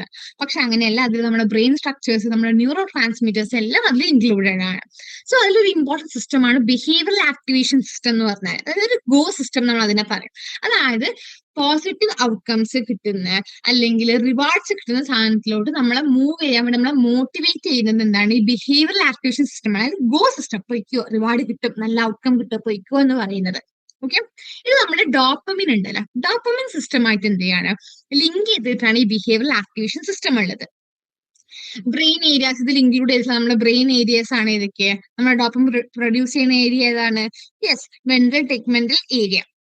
അത് ഇതിൽ ഇൻവോൾവ് ആയിട്ടുള്ള ഈ സിസ്റ്റത്തിൽ, നമ്മുടെ ബിഹേവിയറൽ ആക്ടിവേഷൻ സിസ്റ്റത്തിൽ ഇൻക്ലൂഡ് ചെയ്തിട്ടുള്ള ഒരു ഏരിയ ആണ്. പിന്നെ നമ്മുടെ റിവാർഡിനും പ്ലഷറിനും വേണ്ടിയിട്ട് ഫീലിങ്സിന് റെസ്പോൺസിബിൾ ആയിട്ടുള്ള ന്യൂക്ലിയസ് അക്കംബൻസ്. അപ്പൊ ഇതെല്ലാം എന്താണ്? നമ്മുടെ ബിഹേവിയറൽ ആക്ടിവേഷൻ സിസ്റ്റമായിട്ട് റിലേറ്റഡ് ആയിട്ടുള്ള കാര്യങ്ങളാണ്. ഇനി ഒരു സിസ്റ്റം ഉണ്ട്, ബിഹേവിയറൽ ഇൻഹിബിഷൻ സിസ്റ്റം. അതായത് സ്റ്റോപ്പ് സിസ്റ്റം ആണ്. അത് ഗോ സിസ്റ്റം ആണ്, ഇത് സ്റ്റോപ്പ് സിസ്റ്റം ആണ്. അതായത് നമ്മുടെ ഫിയർ, ത്രെറ്റ്സ്, നമ്മുടെ പണിഷ്മെന്റിനൊക്കെ റെസ്പോണ്ട് ചെയ്യുന്നത്. അതായത് നമ്മള് ഈ ഒരു സിസ്റ്റം നമ്മളിൽ ഉള്ളതുകൊണ്ടാണ് നമ്മൾ ഈ റിസ്കി ആയിട്ടുള്ള ഹാർംഫുൾ സിറ്റുവേഷൻസ് ഒക്കെ അവോയ്ഡ് ചെയ്യാൻ വേണ്ടി നമ്മളെ ഹെൽപ്പ് ചെയ്യുന്നത്. ഇതിൽ ഇൻവോൾവ് ആയിട്ടുള്ള ഏരിയ ഏതായിരിക്കും? ബ്രെയിൻ ഏരിയ ഏതായിരിക്കും? ഫിയറിനെ പ്രോസസ് ചെയ്യുന്ന ഏരിയ ഏതാണ്? Yes, amygdala. സോ അമിഗ്ഡാല ഈ ഒരു സിസ്റ്റമായിട്ട് എന്താണ് അസോസിയേറ്റ് ചെയ്തിട്ടുള്ള ഒരു കാര്യമാണ്. പിന്നെ ഹിപ്പോ ക്യാമ്പസ്. എന്തുകൊണ്ടാണ് ഹിപ്പോ ക്യാമ്പസ് വരുന്നതെന്ന് അറിയാം? കാരണം ഹിപ്പോ ക്യാമ്പസ് നമ്മുടെ മെമ്മറി റിലേറ്റഡ്, മെമ്മറിയിൽ ഇൻവോൾവ് ആയിട്ടുള്ളതാണ് എന്ത്? Hippo campus. അപ്പൊ നമ്മുടെ പാസ്റ്റിൽ നമുക്ക് പാസ്റ്റ് എക്സ്പീരിയൻസ് നമ്മൾ റിസ്കി ബിഹേവിയർ ചെയ്തു, ഇനി അത് ചെയ്യരുത് നമുക്ക് അറിയണമെങ്കിൽ ആ മെമ്മറി നമുക്ക് വേണം. അതിനാണ് ഹിപ്പോ ക്യാമ്പസ് അവിടെ ഇൻവോൾവ് ആയിട്ടുള്ളത്. പിന്നെ നമ്മുടെ ഒപ്റ്റിമിസത്തിൽ വളരെ ഇമ്പോർട്ടന്റ് റോളാണ് പ്രീ ഫ്രോണ്ടൽ കോർട്ടെക്സ്. നമ്മുടെ ഡിസിഷൻ മേക്കിംഗ്, പ്ലാനിങ്, പോസിറ്റീവ് തിങ്കിങ്ങിലൊക്കെ വളരെയധികം ഇമ്പോർട്ടന്റ് റോൾ പ്ലേ ചെയ്യുന്നതാണ് പ്രീ ഫ്രോണ്ടൽ കോർട്ടെക്സ് എന്ന് പറഞ്ഞാൽ. നമ്മുടെ ലെഫ്റ്റ് പ്രീ ഫ്രോണ്ടൽ കോർട്ടെക്സിൽ കൂടുതൽ ആക്ടിവിറ്റി നടക്കുമ്പോൾ അത് നമ്മളിൽ പോസിറ്റീവ് ഇമോഷൻസും അതുപോലെ തന്നെ ഫ്യൂച്ചറിനെ പറ്റിയുള്ള ഒപ്റ്റിമിസ്റ്റിക് എക്സ്പെക്ടേഷൻസും നമുക്ക് ഉണ്ടാവും. പിന്നെ എന്താണ്, നമുക്ക് ബ്രെയിൻ സ്ട്രക്ചേഴ്സ് മാത്രമല്ല, നമ്മുടെ ചില ന്യൂറോ ട്രാൻസ്മിറ്റേഴ്സ് നമ്മുടെ ഒപ്റ്റിമിസത്തിനെ ഇൻഫ്ലുവൻസ് ചെയ്യുന്നുണ്ട്. ഡോപ്പമിൻ എന്താണ്? നമ്മുടെ മോട്ടിവേഷൻ കൂട്ടും, റിവാർഡ് സീക്കുന്ന ബിഹേവിയറിലോട്ട് നമ്മൾ പറഞ്ഞേക്കും. പിന്നെ സെറോട്ടോണിൻ നമ്മുടെ മൂഡ് റെഗുലേറ്റ് ചെയ്യുന്ന ന്യൂറോ ട്രാൻസ്മിറ്റർ അല്ലേ? അപ്പൊ എന്ത് ചെയ്യും? നമ്മുടെ ആൻസൈറ്റി കുറക്കും. ഓക്സിറ്റോസിൻ നമ്മുടെ ബോണ്ടിങ്, ട്രസ്റ്റ്, സോഷ്യൽ സപ്പോർട്ട് എല്ലാം പ്രൊമോട്ട് ചെയ്യും. അപ്പൊ ഇതെല്ലാം കൂടി ഒരുമിച്ച് വർക്ക് ചെയ്യുമ്പോഴാണ് നമുക്ക് എന്താണ്, നമ്മൾ സ്ട്രെസ് പറഞ്ഞിട്ട് നമ്മൾ പോസിറ്റീവ് ഇമോഷണൽ സ്റ്റേറ്റ് ഉണ്ടാവുന്നത്. സോ ന്യൂറോബയോളജി ഓഫ് ഒപ്റ്റിമിസം പറയുമ്പോൾ behavioural activation system, behavioural inhibition system, നമ്മുടെ പ്രീ ഫ്രോണ്ടൽ കോർട്ടെക്സിനെ പറ്റി, ന്യൂറോ ട്രാൻസ്മിറ്റേഴ്സ് എല്ലാം ഡോപ്പമിൻ, സെറോട്ടോണിൻ, ഓക്സിറ്റോസിൻ, ഇതിനെ പറ്റി എല്ലാം ഡീറ്റെയിൽ ആയിട്ട് എഴുതാം. ഓക്കെ, ഇനി ഫ്ലോ എന്നുള്ള സ്റ്റേറ്റിനെ പറ്റി ഞാൻ തുടക്കത്തിൽ പറഞ്ഞു. എന്താണ് ഈ ഫ്ലോ? ഫ്ലോ എന്ന് പറഞ്ഞാൽ മെഹാലി എക്സ്പ്ലെയിൻ ഡിസ്ക്രൈബ് ചെയ്തിട്ടുള്ള ഒരു സൈക്കോളജിക്കൽ സ്റ്റേറ്റ് ആണ്.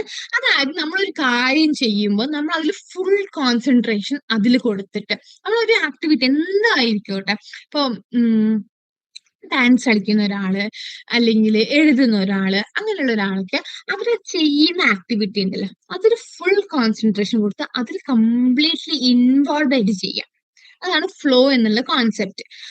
ഇപ്പം നോർമൽ മൈൻഡും ഫ്ലോ എന്നുള്ള സ്റ്റേറ്റിലുള്ള ഒരു മൈൻഡ് തമ്മിൽ ഡിഫറൻസസ് ചോദിച്ച് കണ്ടിട്ടുണ്ട് പ്രീവിയസ് ക്വസ്റ്റ്യൻ പേപ്പേഴ്സിൽ. സോ ഒരു നോർമൽ മൈൻഡ് എന്ന് പറഞ്ഞാൽ അയാളെ ചുറ്റുപാടിനെ പറ്റി അയാൾ അവെയർ ആയിരിക്കും. അവർക്ക് ബോറടിക്കും, സ്ട്രെസ് ഉണ്ടാവും, ഒരു ടാസ്ക് പെർഫോം ചെയ്യുന്ന തളർന്നു പോകും, ഭയങ്കര ടയേർഡ് ആയി പോകും. ഓക്കെ, അതുപോലെ തന്നെ നോർമൽ മെന്റൽ സ്റ്റേറ്റിലാണെങ്കിൽ, നോർമൽ മൈൻഡ് ആണെങ്കിൽ എന്ത് ചെയ്യും? ചുറ്റും ഒരുപാട് ഡിസ്ട്രാക്ഷൻസ് ഉണ്ടാവും, ഒരുപാട് എന്താണ് അവരുടെ തന്നെ തോട്ട്സ് കാരണം, ചുറ്റുപാട് അവരുടെ ഇമോഷൻസ് കാരണം ഒക്കെ അവർ ഡിസ്ട്രാക്റ്റഡ് ആയിരിക്കും. അവരുടെ അറ്റൻഷൻ ഇങ്ങനെ ഷിഫ്റ്റ് ചെയ്തുകൊണ്ടിരിക്കും, ഡിവൈഡ് ചെയ്തുകൊണ്ടിരിക്കും അറ്റൻഷൻ. ഓക്കെ, ഒരു എക്സാമ്പിൾ പറയുകയാണെങ്കിൽ, പഠിക്കുന്ന ഒരു കുട്ടി ഇടയ്ക്കിടയ്ക്ക് ഫോൺ എടുത്ത് നോക്കിക്കൊണ്ടിരിക്കുന്നത്, ബാക്കിയുള്ള കാര്യങ്ങളെ പറ്റി ചിന്തിക്കുന്നൊക്കെയാണ്.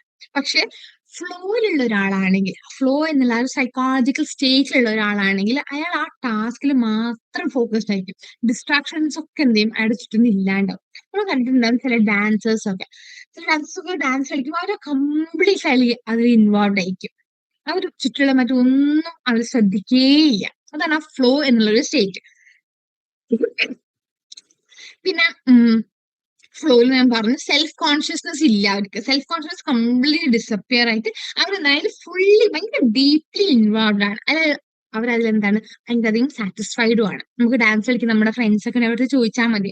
ആ ഡാൻസ് കളിക്കുന്ന ആ ഒരു മൊമെന്റിൽ അവർ കംപ്ലീറ്റ്ലി ഇൻവോൾവ് ആയിരിക്കും. ഓക്കെ, ഒരു ഫ്ലോ, അതായത് ടൈം പെർസെപ്ഷനും നമ്മുടെ ഒരു നോർമൽ മൈൻഡും ഒരു ഫ്ലോയിലുള്ള ഒരു മൈൻഡും നമ്മുടെ ഡിഫറൻസ് ഉണ്ട്. അവരുടെ ടൈം പെർസെപ്ഷൻ എങ്ങനെയാണെന്നുള്ളത്. അതായത് നോർമൽ ഉള്ള ഒരാൾക്ക് ടൈം എന്തായിരിക്കും, ഒരു ഭയങ്കര സ്ലോ ആയിട്ട് മൂവ് ചെയ്യുന്ന പോലെ ഉണ്ടാവും. പക്ഷെ ഫ്ലോയില് അത് പെട്ടെന്ന് ഭയങ്കര ക്വിക്ലി തീരുന്ന പോലെ തോന്നുന്നുണ്ടാവും. ഓക്കെ, ആൻഡ് നോർമൽ സ്റ്റേറ്റിൽ നമ്മളൊരു കാര്യം ആക്ടിവിറ്റി എന്തെങ്കിലും ചെയ്യാം എന്നുള്ളൊരു മൈൻഡ് ആണെങ്കിൽ അത് നമുക്ക് ഭയങ്കര ഒരുപാട് എഫേർട്ട് ഇട്ട് പെട്ടെന്ന് തളർന്ന് ഭയങ്കര ടയേർഡാകുന്ന പോലെ നമുക്ക് തോന്നും. പക്ഷെ ഫ്ലോ എന്നുള്ള സ്റ്റേജിൽ നിന്നിട്ടാണ് നമ്മൾ ആ കാര്യം ചെയ്യുന്നുണ്ടെങ്കിൽ നമുക്കതിന് നമ്മളൊരു കാര്യത്തിൽ എഫേർട്ട് ഇട്ട പോലെ നമുക്ക് തോന്നും. നമുക്ക് ഭയങ്കര എഫേർട്ട്ലെസ് ആയിട്ട് അത് ഫീൽ ചെയ്യും. ഭയങ്കര അധികം എൻജോയബിൾ ആയിരിക്കും അത്. അതാണ് അത് തമ്മിലുള്ള ഡിഫറൻസ് എന്ന് പറഞ്ഞാൽ. ഒരു ഒറ്റ ലൈനിൽ പറയുകയാണെങ്കിൽ നോർമൽ മൈൻഡ് എന്ന് പറഞ്ഞാൽ ഭയങ്കര ഡിസ്ട്രാക്റ്റഡ് ആയിരിക്കും. ഫോക്കസ് എന്ന് പറഞ്ഞാൽ കംപ്ലീറ്റ്ലി, സോറി, ഫ്ലോ എന്ന് പറഞ്ഞാൽ ഫുൾ ഫോക്കസ് ആൻഡ് ഭയങ്കരധികം ഇൻവോൾവ് ആയിട്ട് ഭയങ്കര ഡീപ്ലി അവർ എൻജോയ് ചെയ്യുന്നുണ്ടാവും ആ കാര്യം. ഓക്കെ, ഇനി തിയറീസ് ഓഫ് ഫ്ലോ. ഇപ്പൊ ഫ്ലോന്റെ തിയറി ഡെവലപ്പേഴ്സിൽ ആരാണ്? ഫ്ലോ പറഞ്ഞ ആളാണ് മിഹാലി തന്നെ. അതായത് ആക്ടിവിറ്റീസിൽ അവരെന്താണ് ഭയങ്കര ഇപ്പൊ പറഞ്ഞ സെയിം കോൺസെപ്റ്റ് തന്നെ കേട്ടോ. അവര് ഭയങ്കര ഡീപ്ലി ഇൻവോൾവ് ആയിരിക്കും. ഫ്ലോ എന്ന് പറഞ്ഞാൽ ഒരാളുടെ ഒരു മനുഷ്യന്റെ സ്കിൽ ലെവലും അതുപോലെ തന്നെ ഒരു ടാസ്കിലുള്ള അവരുടെ ലെവൽ ഓഫ് ചാലഞ്ചും തമ്മിലൊരു ബാലൻസ് ഉണ്ടാവുക. അങ്ങനെ ഒരു ബാലൻസ് ഉണ്ടാകുമ്പോഴാണ് ഒരു ഫ്ലോ എന്നുള്ളൊരു കാര്യം വരുന്നത്. സ്കില്ലും കൂടുതലാണ്, അതുപോലെ തന്നെ ചലഞ്ചും കൂടുതലാകുമ്പോൾ അയാൾ എന്ത് ഫ്ലോ എന്നുള്ള സ്റ്റേജിലോട്ട് അയാൾ എൻ്റർ ചെയ്യാൻ ചെയ്യുന്നത്. അതുപോലെ തന്നെ ഇപ്പൊ ചലഞ്ച് ഭയങ്കര കൂടുതലാണ്, സ്കില്ല് വളരെ കുറവാണെങ്കിൽ എന്താവും, അയാൾക്ക് ഒബ്വിയസ്ലി അയാൾക്ക് ആൻസൈറ്റി ഉണ്ടാകും. ഇനി നേരെ തിരിച്ചാണെങ്കിൽ ചലഞ്ച് ഭയങ്കര കുറവാണ്, അയാൾക്ക് നല്ല അടിപൊളിക്കുള്ള സ്കില്ലും ഉണ്ടെങ്കിൽ അയാൾക്ക് പെട്ടെന്ന് ബോറടിക്കും. ഇത് രണ്ടും ഒരുപോലെ ബാലൻസ് ചെയ്തിട്ട് പോകുമ്പോഴാണ് നമ്മൾ എന്തിലെത്തുന്നത്? Yes, we reach the state of flow എന്നിലെത്തുന്നത്. ഫ്ലോയിൽ കുറച്ച് ഇമ്പോർട്ടന്റ് ഫീച്ചേഴ്സ് ഉണ്ട്. നമുക്ക് എന്താണ് ക്ലിയർ ഗോൾ ഉണ്ടാകും, നമുക്ക് പെട്ടെന്ന് ഇമ്മീഡിയറ്റ് ഫീഡ്ബാക്ക് കിട്ടും, നമ്മുടെ ഫുൾ കോൺസെൻട്രേഷൻ അതിലായിരിക്കും, നമുക്ക് നമ്മളെ പറ്റി സെൽഫ് കോൺഷ്യസ്നസ് അതിലുണ്ടാവില്ല. അതുപോലെ തന്നെ ടൈമിൽ നമുക്ക് ഡിഫറൻസ് വരും. അപ്പൊ ഫ്ലോ എന്നുള്ളൊരു കാര്യം എന്ന് പറഞ്ഞാൽ അത് ഭയങ്കര നമുക്ക് നമുക്ക് പുറമെ നിന്ന് ഒരാള് നമ്മൾ ആ ഒരു ആക്ടിവിറ്റി അത്രയും ഇൻവോൾവ് ആയി നമുക്ക് ഇന്ന റിവാർഡ് തരാം എന്ന് പറഞ്ഞിട്ടൊന്നും ആവില്ല. ഇൻട്രൻസിക്കലി റിവാർഡിങ് ആയിരിക്കും. നമുക്കത് ഉള്ളിൽ തന്നെ നമ്മുടെ പുറത്തുള്ള ഒരു റിവാർഡിന് വേണ്ടിയിട്ടൊന്നും അല്ല നമ്മൾ ചെയ്യുന്നത്. നമ്മൾ നമ്മുടെ ഫോർ അവർ ഓൺ സേക്കാണ് നമ്മളത് ചെയ്യുന്നത്. അങ്ങനെ ചെയ്യുന്ന ആക്ടിവിറ്റീസ് നമ്മൾ പറയുന്നുണ്ട് ഓട്ടോടെലിക് എക്സ്പീരിയൻസസ് എന്ന് പറഞ്ഞാൽ. അതായത് നമ്മൾ ഫുള്ളി അബ്സോർബ്ഡ് ആയിട്ടുള്ള ചില ക്രിയേറ്റീവ് ആക്ടിവിറ്റീസ്. ചിലപ്പം പുസ്തകങ്ങൾ വായിക്കാൻ ഇഷ്ടമുള്ളവരുണ്ടാവും, എഴുതുന്നവരുണ്ടാവും. അവർക്ക് ആ ആക്ടിവിറ്റിയിൽ അവർക്ക് എന്തെങ്കിലും കിട്ടുന്നു വിചാരിച്ചിട്ടല്ല, അവർക്ക് വേണ്ടി അതിൽ ഫുള്ളി ഇൻവോൾവ് ചെയ്യുന്നുണ്ടെങ്കിൽ that is called as autotelic experiences എന്നുള്ളത്. ഓക്കെ, സോ ഇതാണ് ഫ്ലോനെ പറ്റിയിട്ട് ഇമ്പോർട്ടന്റ് ആയിട്ട് മനസ്സിലാക്കേണ്ട കുറച്ച് കാര്യങ്ങൾ. ഫ്ലോ എപ്പോഴാണ് നടക്കുക? നമ്മുടെ ചാലഞ്ചും സ്കില്ലും ഈക്വൽ ആണെങ്കിലാണ് ഫ്ലോ നടക്കുന്നത്. ഇതാണ് തിയറീസ് ഓഫ് ഫ്ലോയിൽ വരുന്നത്. ഇനി self determination continue. Self determination theory കൊണ്ടുവന്നിട്ടുള്ളത് ആരാണ്? എഡ്വാർഡ് ഡേസൻ റിച്ചാർഡ് റയൻ ആണ് സെൽഫ് ഡിറ്റർമിനേഷൻ തിയറി കൊണ്ടുവന്നിട്ടുള്ളത്. അതായത് എക്സ്റ്റേണൽ ടു ഇന്റേണൽ, അതായത് നമുക്ക് ഡിഫറെന്റ് ടൈപ്സ് ഓഫ് മോട്ടിവേഷൻസ് ഉണ്ട്, അതിനെ എക്സ്പ്ലെയിൻ ചെയ്യുന്നത്. അതുപോലെ തന്നെ അതെങ്ങനെയാണ് എക്സ്റ്റേണൽ ടു ഇന്റേണൽ വരെ അതിനെ റേഞ്ച് ചെയ്യുന്നതും ആരാണ്? ഈ ഒരു സെൽഫ് ഡിറ്റർമിനേഷൻ തിയറിയാണ്. എങ്ങനെയാണ് എക്സ്റ്റേണൽ ഫാക്ടേഴ്സിൽ നിന്ന് ഒരു ഫുള്ളി നമ്മൾ സെൽഫ് ഡ്രൈവഡ് ആയിട്ടുള്ള ഒരു മോട്ടിവേഷൻ എങ്ങനെയാണ് ഷിഫ്റ്റ് ചെയ്യുന്നതാണ് ഈ ഒരു തിയറിൽ എക്സ്പ്ലെയിൻ ചെയ്യുന്നത്. അത് ഒരു മനുഷ്യന്റെ ലോവസ്റ്റ് ലെവലില് അയാൾക്ക് എക്സ്റ്റേണൽ റെഗുലേഷൻ ആണുള്ളത്. അതായത് എന്താണ്, അയാളുടെ ബിഹേവിയർ ഒക്കെ കൺട്രോൾ ചെയ്യുന്നത് പുറത്തുള്ള എക്സ്റ്റേണൽ കാര്യങ്ങളാണ്. അതായത് റിവാർഡ്, പണിഷ്മെന്റ് കാര്യങ്ങൾ. അതായത് എക്സാമിന് മാർക്ക് കുറയാതിരിക്കാൻ വേണ്ടി പഠിക്കുന്നു, അല്ലെങ്കിൽ അല്ലെങ്കിൽ അമ്മയ്ക്ക് ചീത്ത പറയാണ്ടിരിക്കാൻ വേണ്ടിയിട്ട് പഠിക്കുന്നു. അത് എക്സ്റ്റേണൽ കാര്യത്തിന് വേണ്ടിയിട്ട് ലോവസ്റ്റ് ലെവലാട്ടോ ഇത് സെൽഫ് ഡിറ്റർമിനേഷൻ തിയറിയിലുള്ള കോൺസെപ്റ്റില്. Next is introjected regulation. അതായത് ഒരു ഇന്റേണൽ പ്രഷർ കാരണം, അതായത് ഈ എക്സാമിന് ഞാൻ പഠിച്ചിട്ടില്ലെങ്കിൽ ഞാൻ തോൽക്കും, ഫിയർ ഓഫ് ഫെയിലിയർ, അല്ലെങ്കിൽ എല്ലാരും പഠിക്കണില്ല ഞാൻ പഠിക്കണില്ലല്ലോ, എന്താ അത് ഗിൽറ്റ് ഫീലിംഗ് കാരണം ഒരു ഇന്റേണൽ പ്രഷർ. അതാണ് ഇൻട്രോജക്റ്റഡ് റെഗുലേഷൻ എന്ന് പറഞ്ഞാൽ. വരുന്നതാണ് എന്ത്? Identified regulation. അതായത് ഈ ഒരു ആക്ടിവിറ്റിന്റെ ഇമ്പോർട്ടൻസ് അയാൾ മനസ്സിലാക്കാം.